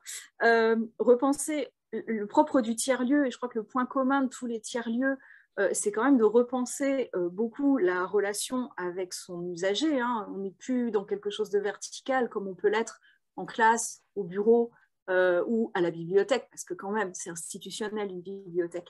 Là, finalement, c'était plus le témoignage d'une inversion, mais pour retrouver quelque chose d'un petit peu institutionnel, que de quelque chose qui soit complètement aplati, avec des relations très différentes, etc. Donc, ce n'est pas parce qu'on est couché par terre ou dans un hamac ou dans des fat boys que finalement, ça vient tout seul, en fait, la transformation des postures et la transformation qui peut ensuite être extrapolée vers une transformation des apprentissages, etc. Donc, moi, il y a une petite mise en garde. Oui, tout n'est pas tiers-lieu et ce n'est pas parce qu'on crée un espace convivial, beaucoup plus adapté aux usages d'aujourd'hui, qui correspond mieux aux postures de travail, qu'on a créé un tiers-lieu. Donc, c'est en ça où les bibliothèques se sont quand même effectivement emparées de ce mouvement pour tout un tas de raisons hein, qui sont aussi très conjoncturelles. C'est un moment où la profession a beaucoup muté avec le passage au numérique, donc il fallait réinvestir de nouvelles missions. Aussi, et parce que voilà, dans les universités, de façon beaucoup plus pragmatique, c'est là qu'il y avait de l'espace. Donc, quand les universités se sont mis à chercher des lieux pour avoir des éléments un petit peu vitrines dans un contexte très compétitif par rapport aux écoles de commerce, aux écoles d'ingénieurs. Voilà, les universités sont elles aussi mises à rechercher des lieux pour faire des choses un petit peu différentes et proposer, avoir d'autres propositions pour les chercheurs, pour les étudiants. Ils sont venus naturellement vers les bibliothèques, vers les BU, d'autant plus que on les attendait parce que cette culture-là, de fait de notre proximité avec les bibliothèques publiques, proximité professionnelle, c'est une culture qu'on connaissait, ça ne nous était pas du tout étranger. Donc disons qu'il y a eu une bonne conjonction à un moment qui nous a permis effectivement maintenant de voir dans beaucoup de bibliothèques universitaires des espaces apparaître qui peuvent être qualifiés de tiers-lieux. Mais avec le bémol quand même que j'évoquais juste au début, ça n'est pas que l'espace qui fait le tiers-lieu. Voilà, c'est pour ça que je ne suis pas inquiète pour la Public Factory, même s'il n'y a pas encore de lieu. Les façons de faire différentes, les réflexes différents qu'on fait passer dans nos activités de formation, dans nos activités de médiation, en fait, elles sont déjà là. Et effectivement, elles sont déjà là dans les BU, mais elles sont déjà là aussi dans d'autres formes. Après, quand elles se concrétisent dans un lieu, eh ben, très bien, c'est un plus. Et ça répond d'autant plus à un contexte étudiant voilà, qui est aussi avec un besoin d'espace différent. Mais ce n'est pas que ça, le tiers-lieu, en fait. Très bien, merci. Merci Sophie. Je ne sais pas ce que tu en penses, François-Xavier. Je pense qu'on peut passer aux questions éventuelles maintenant à nos intervenants, voir si certains veulent voilà, avoir plus d'informations ou faire réagir nos intervenants, s'ils ont des remarques, des idées, des questions, n'hésitez pas.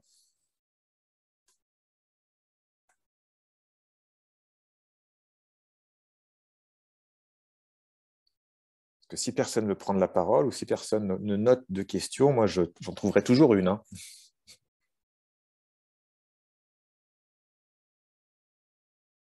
Alors, la question des financements, oui, il y a une question importante, hein, très pratique, c'est comment ces structures sont financées, comment ces structures, comment est-ce qu'elles vivent, avec quels moyens vivent-elles?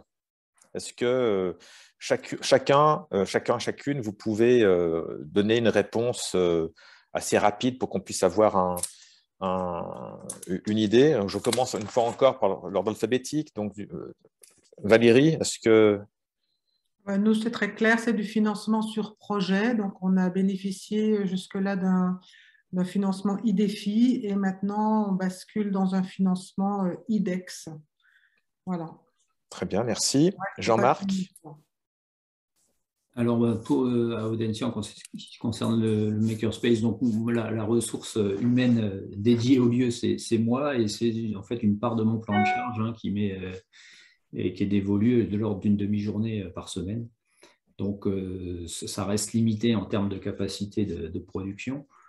Donc, l'offre est à la hauteur de cette capacité. Et bon, c'est un démarrage lent, et c'est aussi une façon de montrer et de faire prendre conscience à nos instances dirigeantes que ça a aussi un lieu comme celui-là, a aussi sa place dans une école de management. Donc, voilà. D'accord, merci. Martine?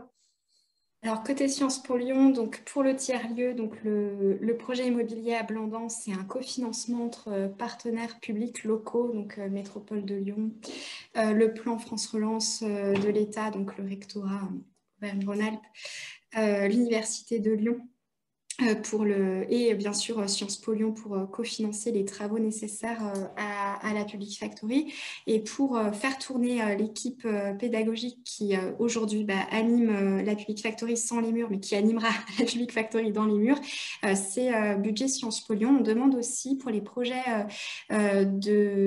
qui sont apportés par les collectivités territoriales une contribution au surcoût pédagogique de la Public Factory. On trouve ça important pour valoriser le travail nécessaire, les heures sup qu'on assure toutes et tous pour couvrir les projets, pour accompagner nos étudiants et nos étudiantes et couvrir les déplacements, parce que c'est hors de question que les étudiants et les étudiantes avancent 1 centime quand on les envoie en Ardèche, dans le Cantal, ou simplement faire des entretiens dans des territoires où il y a besoin de prendre des transports en commun, où on doit passer plusieurs jours sur place parce que c'est mal desservi.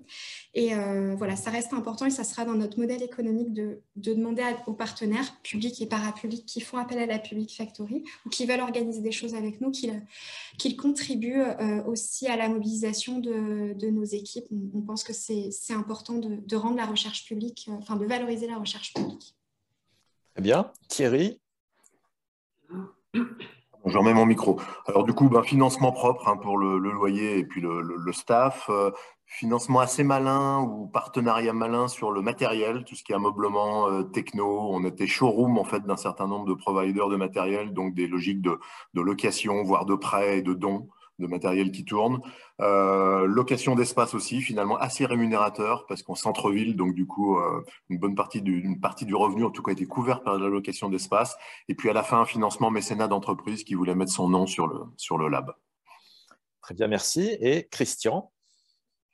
De notre part, on a commencé avec des financements qui venaient de l'IDEX, dans le cadre de la commu. Et puis, par la suite, on a eu aussi un petit financement de la part de la mairie de Paris. Et on a une activité, j'allais dire, normale de plateforme de recherche de l'université. C'est-à-dire que nous facturons aux services qui nous en font la demande les réalisations que nous produisons. Nous avons un hébergement en coworking d'un certain nombre de startups pour lequel nous avons là aussi des processus de facturation qui sont plus ou moins aboutis, plus ou moins précis. Enfin bref, le modèle économique est encore en gestation, mais clairement, il nous a été dit dès le début qu'il faudrait qu'on aille vers un équilibre financier. Et donc ça aussi, ça fait partie des difficultés. C'est comment est-ce qu'on fait quand on est une organisation publique pour pouvoir ne serait-ce que vendre les consommables aux gens qui sont là. Jusqu'à présent, c'est une question à laquelle je n'ai pas de solution simple. Très bien. Merci. Alors, il y avait une autre question qui était qu'on peut développer, c'était le lien avec les entreprises. Et plus généralement, je pense que ce qui peut être intéressant, c'est de réfléchir à en quoi ces tiers-lieux permettent de développer des liens avec des partenaires qui sont en dehors de l'université, en dehors de l'école, en quoi ces lieux permettent finalement de faire sortir l'école de ces murs et de rentrer dans l'écosystème local, dans l'environnement, etc. Donc, je vais commencer à poser cette question avec des réponses rapides. Là encore à Valérie. En fait, les entreprises, elles viennent surtout parce qu'on a des beaux locaux, donc c'est vrai que c'est assez attractif. Et puis, elles viennent parce qu'elles accompagnent, elles proposent des projets, je pense comme pas mal d'entre nous, là, elles proposent des projets aux étudiants qu'on fait payer également. Et elles viennent pour des temps de travail avec les étudiants. Nous, on a essayé de proposer une formule où des collaborateurs d'une entreprise viendraient pendant la durée du projet travailler dans les groupes avec les étudiants, mais ça, on n'est pas arrivé. Ils n'ont pas les disponibilités de temps nécessaires pour libérer des collaborateurs sur des durées un peu longues de projet. D'accord, merci. Jean-Marc?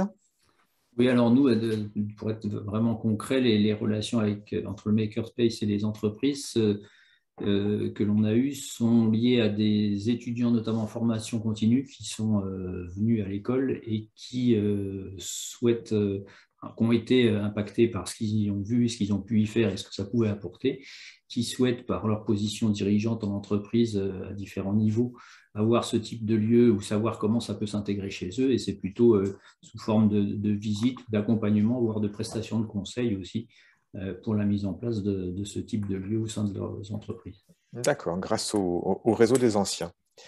Très bien. Martine? Alors nous, on travaille pour la Public Factory assez peu pour le moment, avec des entreprises privées. Vous l'avez compris, notre champ d'action est plutôt orienté sur l'action publique. Cependant, par exemple, on a des projets sur la question de sur les questions climatiques, la transition énergétique avec Enedis, par exemple. Et on n'est pas fermé du tout à des projets qui peuvent être portés par des entreprises privées, du moment que ce soit toujours sur des questions d'intérêt général. Ce qui est extrêmement important, c'est qu'on introduit une nouvelle manière de fonctionner effectivement avec les entreprises, les partenaires publics. Ils ne sont pas uniquement consultés comme ce qui était le cas auparavant à l'Institut d'études politiques pour proposer des stages, des emplois ou venir présenter leur métier lors du forum des métiers pour donner des idées d'orientation aux étudiants. Mais là, en fait, ils sont coproducteurs, ils sont co-responsables du projet qu'ils apportent à la Public Factory. Donc, c'est-à-dire qu'ils sont, quand ils mobilisent, quand ils nous proposent un projet pour nos étudiants et nos chercheurs, il faut qu'ils nomment une personne qui va travailler concrètement avec les étudiants et les étudiantes, c'est-à-dire consacrer du temps, ouvrir le carnet d'adresses, jouer le facilitateur, la facilitatrice quand il y a besoin pour mener des investigations, des immersions, pour des essais. Et ça, c'était effectivement assez nouveau pour l'IEP, de vraiment mobiliser en fait l'entreprise, le partenaire public, comme coproducteur de l'action de formation en fait. Et pour les agents ou les salariés de l'entreprise qui participent à la Public Factory, ce qu'on nous dit dans les retours d'expérience, c'est que c'est un moment aussi pour se poser, réfléchir un petit peu autrement, travailler un peu autrement avec des étudiants et des chercheurs, ce qui apporte toujours beaucoup. Mais je rejoins complètement la préoccupation de Valérie. C'est toujours la question de la disponibilité de et l'engagement réel des entreprises. On dit souvent aux universités, allez voir les entreprises, travailler mieux avec elles, mais en fait, quand il s'agit de vraiment travailler, il faut rendre disponibles les salariés, les agents publics, et là, on se heurte aussi à une question de fond sur laquelle je pense que personne n'a la réponse. Très bien, merci Martine. Est-ce que Thierry, le Silex a contribué à changer les relations que l'école avait avec ses partenaires, avec les entreprises partenaires? Alors changer, je ne sais pas. L'étendre, oui, puisque le fait d'être au centre-ville nous a amené beaucoup d'entreprises qui ne seraient pas venues à Écully, et notamment attirées par l'originalité du lieu, avec un effet bouche-à-oreille assez rapide, qui fait qu'on a eu des comités de direction, des réunions d'entreprise dans ce lieu, etc. Et ça s'est beaucoup diffusé dans l'écosystème lyonnais, et ça nous a été très utile, parce que finalement, pour créer du changement en interne, rien ne vaut le bouche-à-oreille et les remontées positives de l'extérieur. Donc on s'est servi de l'extérieur pour faire bouger l'interne. Et cette hybridation était vraiment très intéressante parce que quand les entreprises venaient, on se débrouillait pour avoir des étudiants ou des startups et pouvoir mélanger ces publics. Et on a été un des lieux le plus visités de Lyon pendant à peu près une année, par le côté aussi justement hybride, particulier, original de ce Silex, qui a étendu en tout cas le champ d'action de l'EM Lyon, beaucoup plus que coincé à Écully en dehors de la ville. Merci Thierry. Et du côté donc du Fab Lab Sorbonne Université, Christian, quelle relation avec les entreprises, avec les partenaires du monde socio-économique? Dans Paris, c'est compliqué parce qu'on a une compétition assez vive entre les tiers-lieux. On a beaucoup. On a qui ont été montés à Station F. On en avait dans un grand Leroy Merlin, pas très loin de chez nous. On en avait, enfin, il y a toutes les variétés depuis vraiment les lieux de prototypage jusqu'à des tiers-lieux, j'allais dire d'innovation plus papier post-it comme le lieu de la BPI, par exemple. Enfin, donc, on a vraiment une palette très large. On a des lieux comme la Paillasse. Donc, on s'est posé la question de savoir comment est-ce que nous, on pouvait se positionner d'une manière un peu différente, de façon à avoir un peu notre propre marque et de façon à ne pas attirer les gens qui veulent juste venir pour faire 3 pièces imprimées en 3D dont ils ont déjà les plans parce qu'ils savent déjà faire. On n'est pas non plus une entreprise comme Sculteo où on peut rendre ce genre de service rapidement, et ce n'est pas ce qu'on veut faire non plus. On n'est pas gréé pour ça, on n'a pas les stockages pour ça, on n'a pas le personnel pour ça. Donc, quelle est notre plus-value? Et en fait, notre réflexion, ça a été la suivante, ça a été que nous sommes en fait le bon point d'entrée dans l'université pour une entreprise qui cherche les bons partenaires.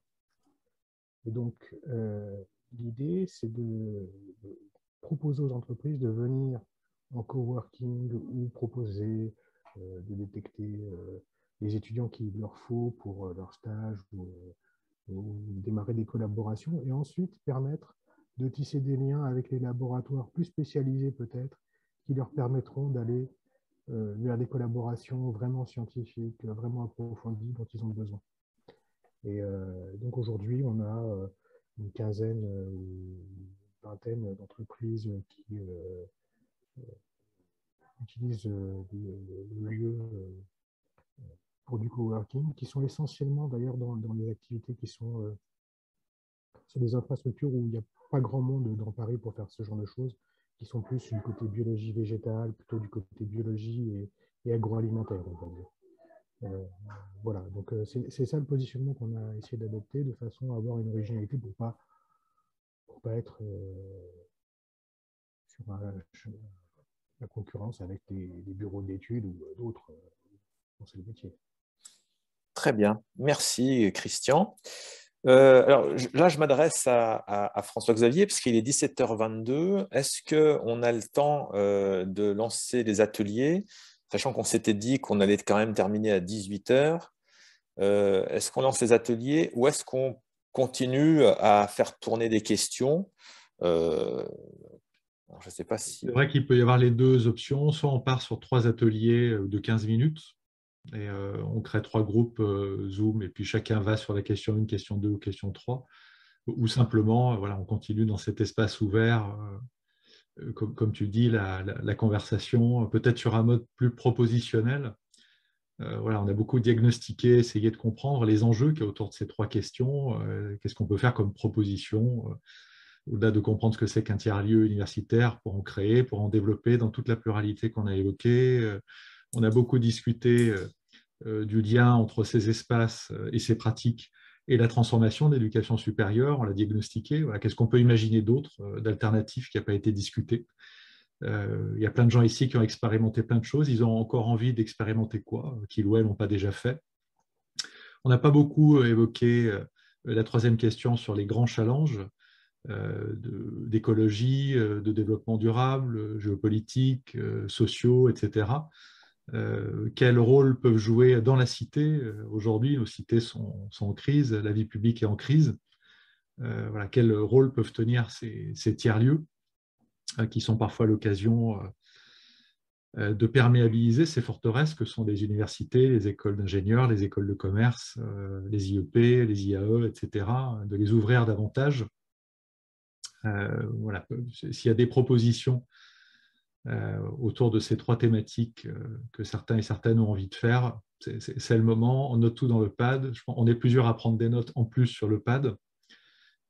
L'idée étant de construire une synthèse à partir de tout ça. Oui, donc du coup, moi, je rebondis volontiers sur ce que tu viens de dire, François-Xavier, et j'aimerais poser ces deux questions-là et faire réagir nos intervenants sur ces deux questions-là. La première, c'est qu'est-ce que vous aimeriez développer, qu'est-ce qu'il faudrait mettre en place, quelles sont les initiatives que vous souhaiteriez pouvoir être lancées dans votre tiers-lieu. Et en lien avec ça, et les deux questions peuvent être complètement liées ou pas, c'est comment est-ce que les tiers-lieux peuvent s'emparer des grandes questions de société, puisqu'on a vu que c'était quand même des lieux où on renouvelait la manière de faire de l'enseignement, où on faisait de l'enseignement de façon peut-être plus collaborative, plus proactive, etc., où les étudiants avaient une place qui était une place moins passive, plus active, et on sent qu'ils sont aussi demandeurs de ce genre de choses. C'est aussi un espace pour pouvoir éventuellement traiter des sujets de société qui questionnent notre fonctionnement. Donc, dans ces deux cas de figure, les tiers-lieux par rapport aux grands sujets de société et ou les tiers-lieux, qu'est-ce qu'il faudrait faire, qu'est-ce qu'il faudrait mettre en place? Est-ce que vous avez des propositions ou des remarques à faire? Je recommence mon tour de table en commençant par Valérie. En fait, la question des feuilles de route de l'université sur les formations, par exemple aux transitions environnementales et des choses comme ça, on l'a déjà évoqué, vous le traitez en partie via les travaux que vous faites à la Public Factory, j'imagine. Nous aussi, on s'est positionné sur ces questions de transition environnementale. Et en fait, ça a été dit déjà, mais ça nécessite d'abord des temps de projet qui sont longs. C'est vrai que souvent, on utilise ces lieux, on le fait aussi pour des challenges créatifs, des hackathons, des choses qui durent 2, 3 jours, une semaine, et qui, à mon sens, ne permettent pas d'abord d'aller au fond de la complexité des choses. Donc, des temps de projet longs et l'interdisciplinarité. Et pour faire ça, ce n'est pas tant les espaces que une organisation différente des maquettes d'enseignement. Quand on regarde ce qui se passe dans des universités étrangères, les étudiants ont beaucoup moins d'heures de cours, les enseignements sont organisés différemment, ils ont beaucoup moins d'heures de cours et donc ils ont du temps pour du projet. Nous, à l'Université de Grenoble, typiquement, c'est très compliqué. On y arrive si on fait un peu de la dentelle, où on va mettre les 2 masters l'un avec l'autre, ou des choses comme ça. Mais avoir un espace complètement libre qui se rapprocherait d'un tiers-lieu où des étudiants viennent faire des projets et peuvent y passer du temps, et que ce soit crédité en plus, parce qu'il y a aussi cette question des crédits, etc. Eh bien, pour le moment, ce n'est pas tellement conçu pour ça, quoi. Donc ça, c'est une première chose, une première réflexion. Puis l'autre réflexion, c'est d'une certaine manière oser sortir de l'université. Donc, il n'y a pas forcément besoin de construire des lieux en dur, hein, mais sortir de l'université, aller faire cours ailleurs. Moi, j'aime bien la déambulation. On a des collègues qui font des déambulations dans les couloirs. dehors. Je pense à ce que fait Gilles Garel au Musée des Arts et Métiers. Le décentrement des lieux me semble très intéressant et finalement réintroduit vraiment cette notion de tiers-lieu, c'est-à-dire que quelque part, on emmène les étudiants ailleurs, quoi. Voilà. Donc voilà, c'est un peu ces deux choses. Mais l'organisation des enseignements et les temps projets interdisciplinaires, ça c'est vraiment un point dur, en tout cas pour nous à l'université. Merci Valérie. Je voyais François-Xavier quand tu parlais de déambulation qui je sais que ça vous fait plaisir. Tu veux ajouter quelque chose, François-Xavier? Non, enfin, je crois qu'il y a eu beaucoup de propos autour de l'idée que l'espace et le lieu avaient leur importance. Évidemment, on rêve tous de plus de moyens et avoir des locaux sur lesquels fixer des choses, c'est toujours bien. Mais quand même, globalement, les pratiques qu'on coproduit, qu'on invente, sont des pratiques, avec tout ce que ça implique matériellement, socialement. Et parmi ces pratiques, il y a des pratiques effectivement pas chères qui consistent à déambuler dans l'espace de sa propre université. Là, je sors d'un cours du type de ce qu'on est en train de décrire aujourd'hui, où évidemment une partie se passe à l'extérieur dans des tiers-lieux de ce cours, et très simplement, on a beaucoup évolué dans l'espace de notre université. Et j'ai été très surpris par à quel point les étudiants réinventaient les espaces, le bar des étudiants, l'espace accueil où on fait des cocktails. Ils remarquaient la luminosité, les baies vitrées qui étaient plus importantes. Ils remarquaient des pupitres avec lesquels ils pouvaient jouer pour inventer et rehausser l'événement. Ils arrivaient à créer un cadre qui permettait de créer des conditions d'accueil bien meilleures que ce avec quoi on joue pour recevoir des gens de l'extérieur. Voilà, tout ça pour dire qu'en déambulant, en réexplorant le lieu avec une diversité de personnes autour de soi, on cultive une certaine diversité de pratiques qui permettent aussi de réinventer ces lieux qui nous sont chers. On y est depuis tellement d'années, enfin je parle pour moi, il y a un regard qui s'est endormi parfois. Et c'est un vrai plaisir d'avoir ces énergies des tiers-lieux de l'extérieur, nos propres étudiants évidemment, et toutes ces personnes qui réinventent et parfois même réenchantent ces murs gris, ces espaces sombres, en tout cas on finit par les voir souvent comme ça, et qui arrivent un petit peu à les électriser. Voilà. Donc ces déambulations dont tu parles dans les couloirs, dans des espaces qu'on a vus 1000 fois, évidemment ça me parle, ça nous parle beaucoup. Oui. Merci François-Xavier. Du coup, Jean-Marc, au niveau de Dancia Business School, le tiers-lieu, qu'est-ce qu'il y a comme projet? Qu'est-ce qu'il faudrait mettre en place? Et est-ce que le tiers-lieu peut être pensé comme un outil pour traiter des problèmes, des problèmes de société?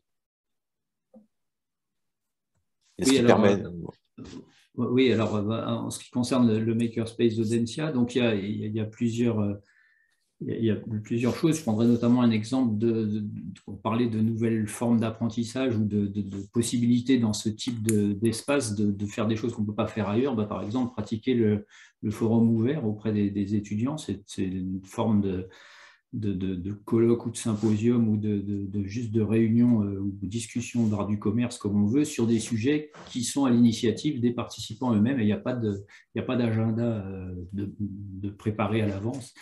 Ça commence par en 10 minutes, sur quoi avez-vous envie d'apprendre, et donc à partir de là, on arrive à faire émerger d'abord des sujets qui intéressent, alors je parle essentiellement des étudiants, puisque on parle d'apprentissage, même si notre lieu il passe seulement à destination des étudiants, mais en tout cas, si on prend proportionnellement, c'est ce qu'il y a de plus.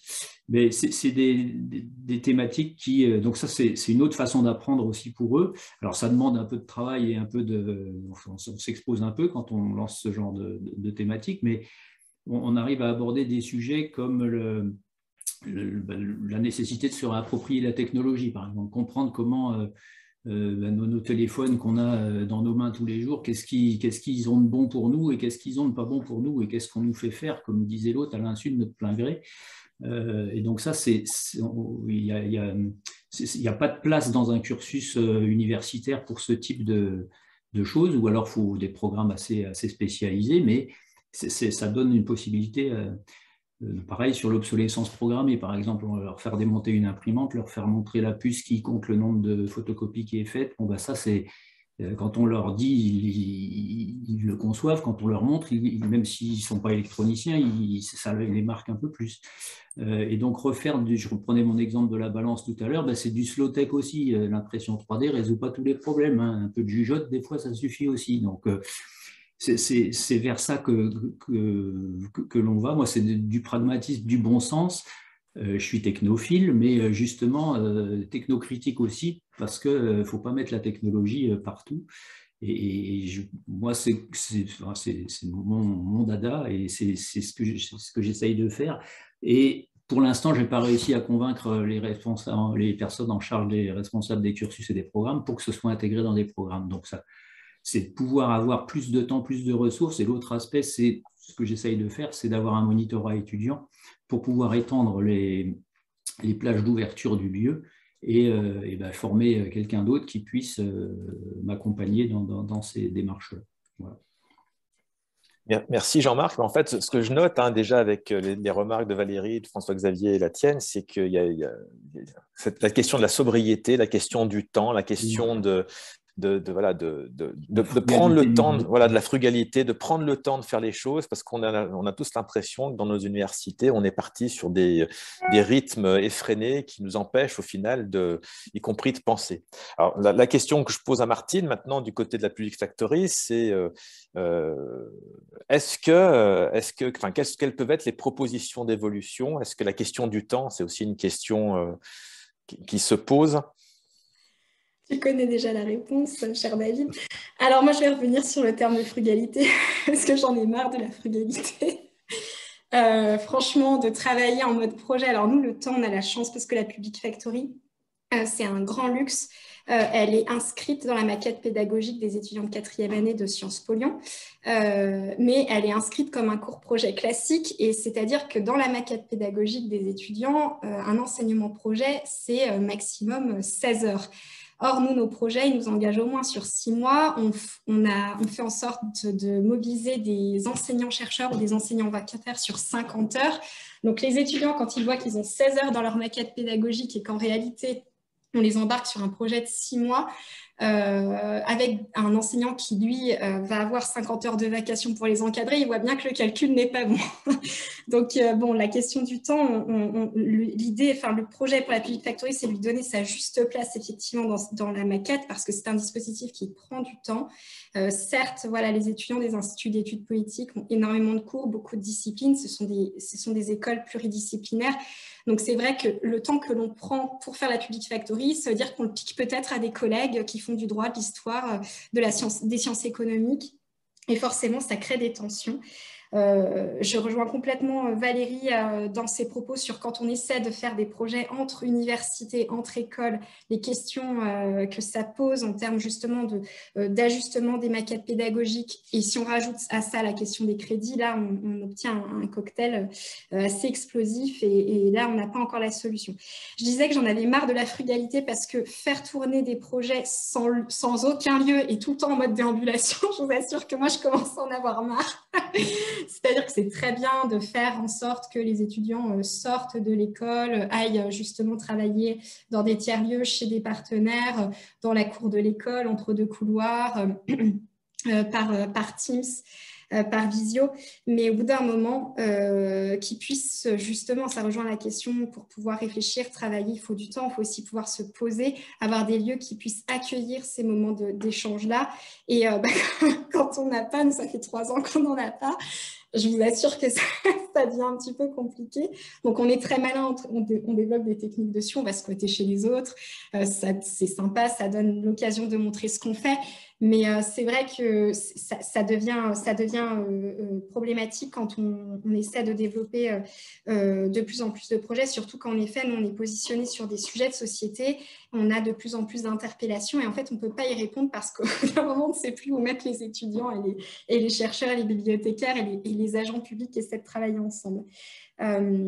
Pour moi, ça, c'est vraiment, si on doit faire un manifeste tous ensemble sur ce sujet-là, je suis d'accord. C'est une question que posait aussi, je crois, François-Xavier dans le chat. C'est à montrer qu'on s'est tous bricolés avec peu de choses.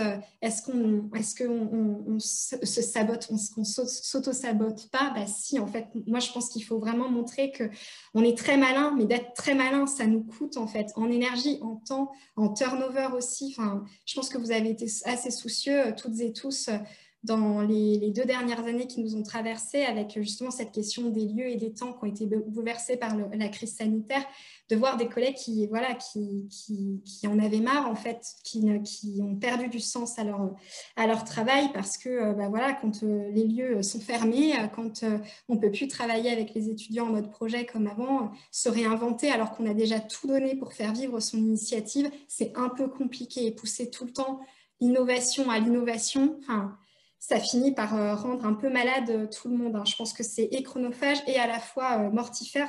Croyez-le, j'en sais quelque chose. Donc, il faut vraiment aussi se donner les moyens, montrer que ce qu'on fait, ça nécessite de l'investissement, du temps, de l'espace, encore plus des compétences, vraiment des gens. Il faut des gens, quoi. Il faut investir, faut recruter, faut débloquer. En fait, c'est vrai que dans les universités, on a l'habitude de faire avec peu de moyens, de demander à des gens bien intentionnés d'en faire toujours plus. Au bout d'un moment, ces gens-là, ils n'en peuvent plus, ils craquent. Et l'idée, c'est pas d'introduire de la souffrance au travail. Au contraire, c'est de redonner du plaisir dans la pratique d'enseignement et de recherche. Donc, tout ça, c'est un peu mon plaidoyer, mon manifeste de ce soir, mais donnons du temps, donnons des compétences, donnons des espaces, parce qu'en fait, ça marche, en fait. Ça marche, ça crée des compétences, des connaissances pour nos étudiants, nos étudiantes, ça crée des opportunités de projet pour nos enseignants-chercheurs, ça crée de l'emploi sur les territoires et ça renouvelle aussi nos pratiques en interne. Donc, tout ça vaut le coup. Et bon, là, je sais que on est certainement tous des convaincus autour de la table, mais ça nécessite vraiment, au-delà d'un manifeste, de montrer, peut-être qu'on s'emploie toutes et tous à montrer tout ce qu'on arrive à faire avec peu et tout ce qu'on ne peut pas faire aujourd'hui, qu'est-ce qui ne passe pas parce qu'on n'a pas assez. En fait, c'est aussi ça, surtout quand on travaille sur des sujets, défis climatiques, citoyenneté, question David est très bien placé pour le savoir, de l'avenir de nos hôpitaux, dans un système qui ne fonctionne plus. C'est un des sujets de la Public Factory sur 3 ans maintenant sur lesquels on travaille. Les transformations de la ville, les transformations des territoires ruraux. Tout ça, c'est bien de travailler sur ces sujets-là, mais si on n'a pas de temps, pas d'espace, pas de compétences, c'est un peu frustrant pour tout le monde et on risque de fatiguer beaucoup. Voilà. Merci Martine, tu as un peu plombé l'ambiance. Non, au contraire, c'est manifeste. On pourrait faire un côté manifeste, allons. Exactement, tu as raison. Il y a des choses à faire. Alors du coup, dans les choses à faire, quelles sont les évolutions du côté de l'EM? L'après-Silex, ça va être quoi, Thierry? Je voulais nourrir le manifeste aussi. Alors, l'après-Silex, ce sera, nous, un grand projet qui est fédérateur et qui est porteur de sens, puisque c'est le déménagement dans un nouveau bâtiment. Donc là aussi, c'est symbolique, mais évidemment, c'est un symbole fort. Je voudrais revenir, du coup, pour compléter le manifeste, peut-être sur, au-delà de ce qui s'est dit, moi j'ai 4 points que je mettrais bien dans notre manifeste collectif, qui est, alors effectivement, on a parlé de l'intérêt de ces tiers-lieux comme lieux attractifs et qui font rentrer des gens, je pense notamment au Silex, des gens qui ne seraient pas venus à l'école et qui seraient rentrés dans ce tiers-lieu, mais je me dis, si on allait un peu plus loin et que l'école allait dans la ville, c'est-à-dire si on sortait de nos murs, si on enlevait nos barrières et qu'on faisait des cours au milieu de la cité, enfin retour à l'éducation au milieu de la cité, alors en déambulation, peu importe. Et moi, je rêverais que EM Lyon au centre-ville ne reste pas coincé dans son très beau bâtiment de 30 000 m², mais aille dans les quartiers pour rendre encore plus inclusif la transmission de savoir avec des étudiants qui seraient des passeurs. Enfin voilà, ça c'est un élément du manifeste. Le deuxième, ce serait effectivement de poursuivre effectivement ces expérimentations, mais du coup sur des sujets à société. On parlait de hackathons, de grands événements de ce type-là. Donc effectivement de les cibler sur nos enjeux de société, et puis aussi que ces lieux soient des démonstrateurs je pense que ce qu'on avait initié au Silex, où on avait des prototypes de start-up, où on avait des projets étudiants, voilà, et de montrer que nos projets étudiants, nos projets de chercheurs, nos projets de start-up sont sur des sujets qui sont des sujets d'intérêt commun, l'énergie, le transport, etc. Et que on n'est pas simplement un lieu de diffusion de savoir, mais aussi un lieu où on prend à bras-le-corps les enjeux, qu'on les travaille et l'exposer un peu comme dans une logique de musée ouvert. C'est peut-être aussi un des buts de l'école, toujours dans cette logique un peu d'ouverture et de montrer et de rendre aussi à l'extérieur. Troisième point que je mettrais dans notre manifeste, ce serait cette idée d'hybridation toujours, et notamment de porosité des parcours. Moi, je suis très frappé par l'aspect quand même très siloté de nos programmes, de nos parcours, de nos âges, formation continue, initiale, etc. Voilà, comment on croise tout ça, comment on crée des dispositifs de peer learning, des dispositifs de mentorat, des dispositifs d'accompagnement des plus seniors sur les plus jeunes, ou l'inverse d'ailleurs, et créer des expériences où on est tous ensemble sur des sujets justement d'intérêt commun. Je pense que là, il y a aussi à sortir un peu de nos routines et de nos registres. Et puis pour une note un peu positive, on a fait pas mal de pédagogie expérientielle où on touche un peu l'émotion, où on génère aussi finalement du plaisir, de la joie d'être ensemble, voilà un peu ce lien humain dont on a tous souffert à cause de la période Covid. Je pense qu'au-delà de la transmission de savoir, de l'apprentissage, il y a aussi ces lieux, ces espaces, en tout cas ces dynamiques où on retrouve de l'humain. On a plaisir à être ensemble et à apprendre ensemble avec aussi des dimensions un peu affectives quelque part, hein, qu'il faut qu'on remette aussi au cœur de nos sujets. Voilà, c'était mes propositions de manifeste pour nourrir notre manifeste commun. Merci Thierry, mais c'est vrai que ça rejoint l'archétype initial du tiers-lieu qui est vraiment pensé comme un lieu de convivialité. C'est vrai que peut-être que on devrait insister un peu plus sur ces questions-là et insister sur ce que tu dis, sur la dimension chaleur humaine plutôt que sur la dimension de convivialité un peu forcée. Enfin, c'est pas le canapé qu'il faut en fait, hein, c'est plutôt des choses à faire ensemble. Très bien. Alors du côté du Fab Lab Sorbonne Université, Christian, quels sont les projets, quelles sont les propositions, quelles sont éventuellement les contributions au manifeste? Alors, je déteste Thierry parce que je ne le connais pas, mais il a dit tout ce que je voulais dire. Donc, on le fera parler à la fin la prochaine fois. Donc, la prochaine fois, je ne parlerai pas à la fin. Merci. Nous, notre proposition, en fait, depuis le début c'est peut-être même pour moi une des motivations à lancer le Fab Lab au départ, c'est vraiment de faire sortir l'enseignement des sciences de l'université. Là, avec le Covid, par la force des choses, on a été obligé d'amener les étudiants à continuer à faire leurs travaux pratiques alors qu'ils n'étaient plus à l'université. Et au fond, ça rejoint assez une démarche qu'on a pratiquée au Fab Lab depuis 2014, qui est la pratique des sciences participatives. La pratique des sciences participatives, c'est bien sûr ce que fait le Muséum national d'histoire naturelle avec les réseaux d'observateurs citoyens qui vont compter les papillons, qui observent les lichens sur les arbres, etc. Mais à partir du moment où on a des gens comme Jean-Marc, par exemple, à partir du moment où on a des gens comme moi ou d'autres qui sont capables de bricoler un peu la technique, de sortir un dispositif électronique connecté, on peut commencer à mesurer d'autres choses dans l'environnement que juste compter les papillons. Et je travaille avec un collègue qui, lui, s'attaque à la question de la qualité de l'air, qui est un sujet extrêmement sensible. Moi-même, j'ai travaillé sur la radioactivité dans l'environnement. Donc, on peut tout à fait faire sortir les sciences du laboratoire pour les amener sur le terrain. Est-ce que c'est ça que les gens veulent? J'en sais rien. Est-ce que c'est ça qui les préoccupe? Parfois.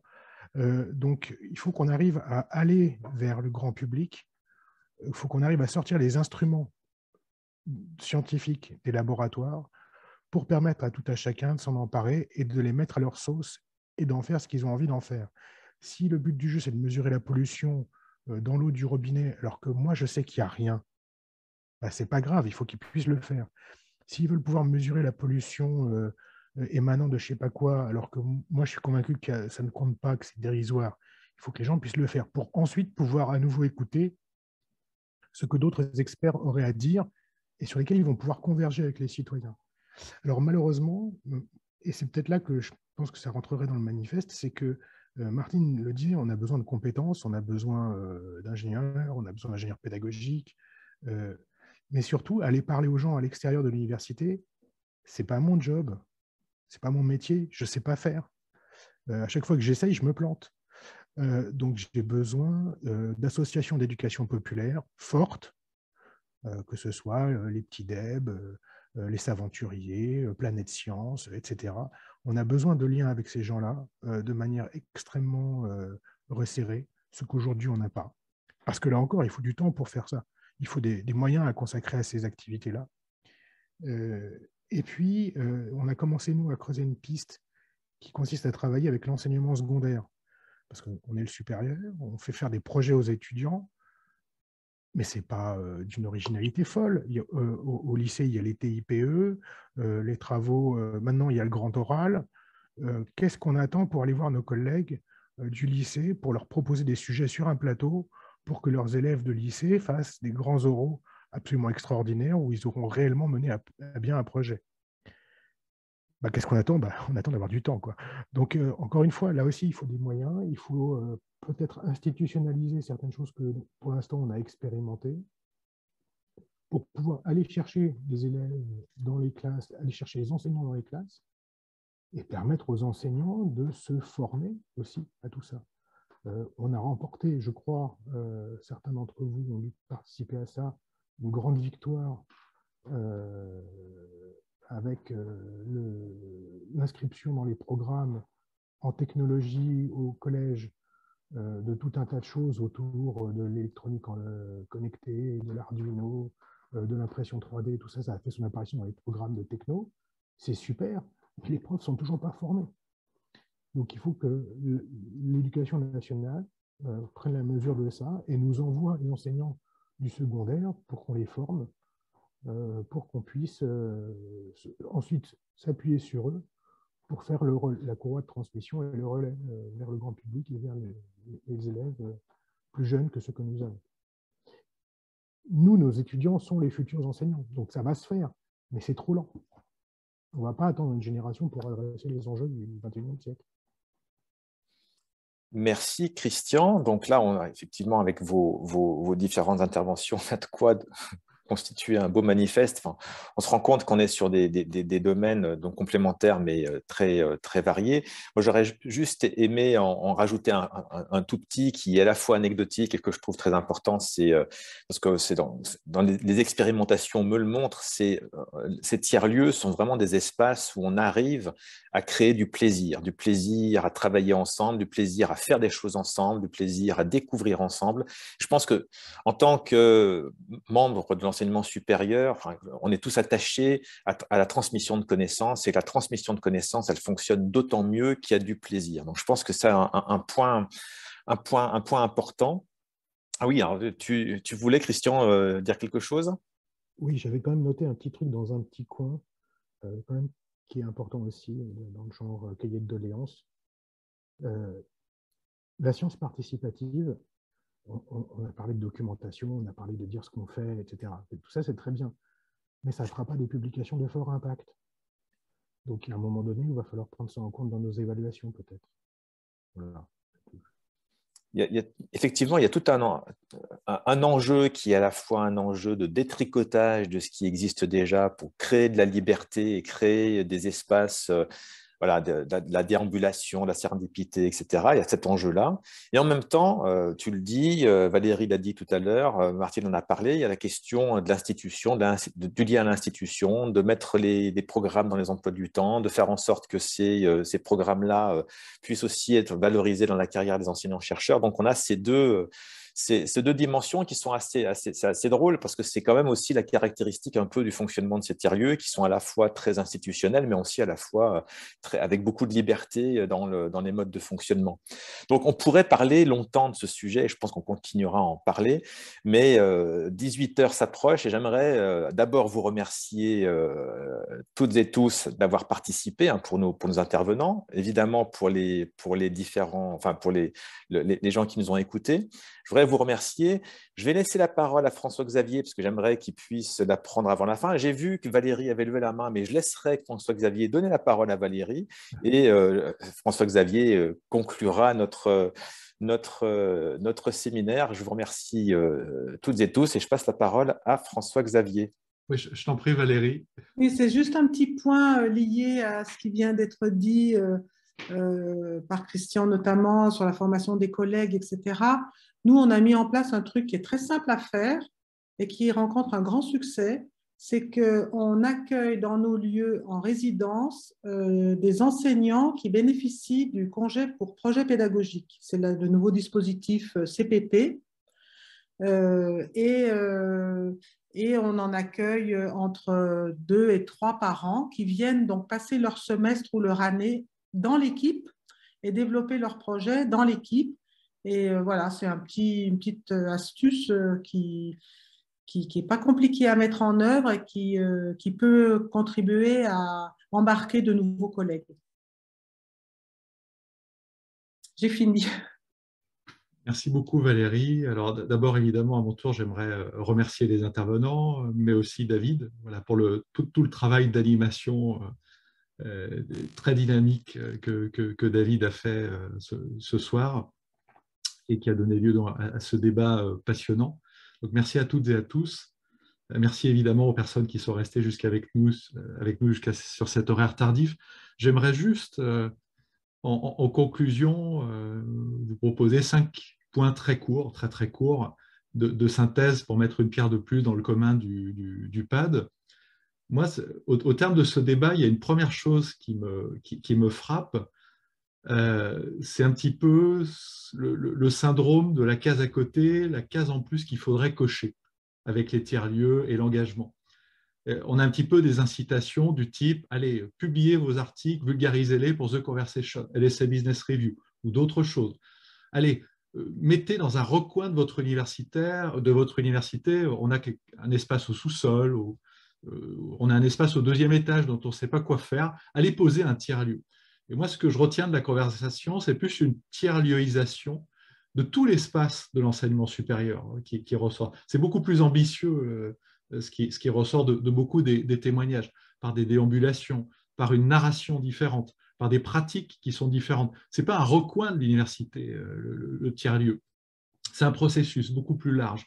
Donc, ce n'est pas another box to tick. Et voilà, vous avez bien fait le boulot avant de façon traditionnelle, faites votre, même si j'adore cette revue évidemment, mais ensuite sortez votre papier dans The Conversation. Ce n'est pas ça. Ou allez placer des outils, des moyens dans un petit recoin de l'université. La deuxième chose, et c'est très lié à une des remarques qu'a fait Martine, c'est que un bricolage, ce n'est pas gratuit. Un bricolage, c'est un effort. Un bricolage, c'est des moyens, exactement comme un commun. Parce qu'un commun, comme conséquence, c'est censé pas coûter cher, être gratuit, accessible, on pense que le processus qui est derrière, il n'a pas un coût. Ben si, il faut couvrir le coût du commun. Et s'il n'y a pas d'argent public en particulier, et évidemment aussi de l'argent privé, ben ça ne marche pas. Et un bricolage, ça demande de l'argent. Voilà, même si on a souvent en tête dans notre imaginaire, dans RGCS ou ailleurs, le hacker façon Michel Lallemand, qui l'explique très bien, c'est-à-dire que faire un acte de hacking, c'est parcimonieux. C'est génial, plutôt que de 10 lignes sur Perl, il va en faire que 3. Oui, mais pour arriver à ça, il a fallu des compétences qui coûtent cher. C'est peut-être de l'argent public qui arrive à faire ce geste magnifique. Et puis le hacking, ce n'est pas que ça. De façon générale, c'est un effort collectif qui demande des moyens. Donc, ce n'est pas le truc génial qui fait qu'avec 2 morceaux de ficelle, on arrive à réparer tous les problèmes sociaux 2 kilomètres autour du périmètre de notre université. La troisième chose que je retiens, qui est aussi liée à ma première remarque, c'est l'importance du mouvement. Voilà, il y a cette idée, il faut un lieu, le tiers-lieu, c'est un lieu, il faut des fixations de moyens, il faut la fixité, mais c'est beaucoup de mouvements, c'est des déambulations à l'extérieur, dans la cité. Comme disait Thierry tout à l'heure, même quand on a des beaux locaux, c'est important de rayonner, de créer la conversation, d'aller chercher toutes celles et tous ceux qui ne viendront pas un peu intimidés ou pour différentes raisons sur place, pour construire l'échange, pour participer à la coproduction. Et c'est aussi de la déambulation en interne, comme disait Valérie. voilà, déambuler dans les corridors, les couloirs de sa propre université, de sa propre école, son propre IEP, c'est une façon de réinventer les choses. L'avant-dernier point très rapide, et qui est lié encore à une interpellation sur les politiques publiques, c'est que les tiers-lieux, ce n'est pas qu'une externalité positive qui viendrait de dehors. Allez, la mairie, le conseil régional, l'État français, l'Union européenne vont financer des tiers-lieux et on n'aura plus qu'à y envoyer nos étudiants. Et donc, c'est génial, parce que ça externalise le fameux problème des ressources. Ben non, d'avoir des moyens en propre qui permettent à une école de commerce, à Audencia, à l'EM Lyon Business School, à Sciences Po Lyon, à Paris-Dauphine, à la Sorbonne, etc., qui permettent à toutes ces institutions en propre de pousser une stratégie tiers-lieu, c'est important. Donc, ça ne peut pas être qu'une externalité positive. Et je termine sur un point qui me tient à cœur, même s'il peut ressembler à un étrange conservatisme après tout ce qui a été dit, c'est que bien sûr, tout ça, ce n'est pas une tabula rasa, comme le disait Martine. C'est bien aussi des cours magistraux chiants, où on souffre de l'inconfort de l'immobilité. C'est bien de cultiver de la concentration. C'est bien pour nos démocraties de faire cet effort-là. C'est bien de lire un bouquin de 400 pages et parfois de s'emmerder dans le processus de lecture et d'apprentissage. Et quelque part, tout ce qu'on a évoqué, ça donne un sens et une profondeur aussi à tout ça. Ça, il ne supprime pas. Et donc, voilà, il y a des traditions qui existent à l'université, en école d'ingénieur, en école de commerce, en IEP. Elles peuvent aussi être inventées, elles peuvent aussi avoir toute leur place et trouver des continuités dans tout ce qu'on a dit. Voilà, en tout cas, un grand merci à toutes et à tous. Un grand merci aussi pour vos contributions dans le PAD. N'hésitez pas à contacter David, Hélène, RGCS en général pour faire vos retours, voilà, pour alimenter cette réflexion. On reviendra vers vous sur cette logique un peu de poste, de propositions un peu politiques qu'on aimerait faire ressortir de notre conversation d'aujourd'hui. Et voilà, il est pile 18 h. Encore une fois, un grand merci à toutes et à tous. Merci. Merci, bonne soirée. Et très bonne soirée. À bientôt. Merci à tout le monde et bonne soirée. Au revoir.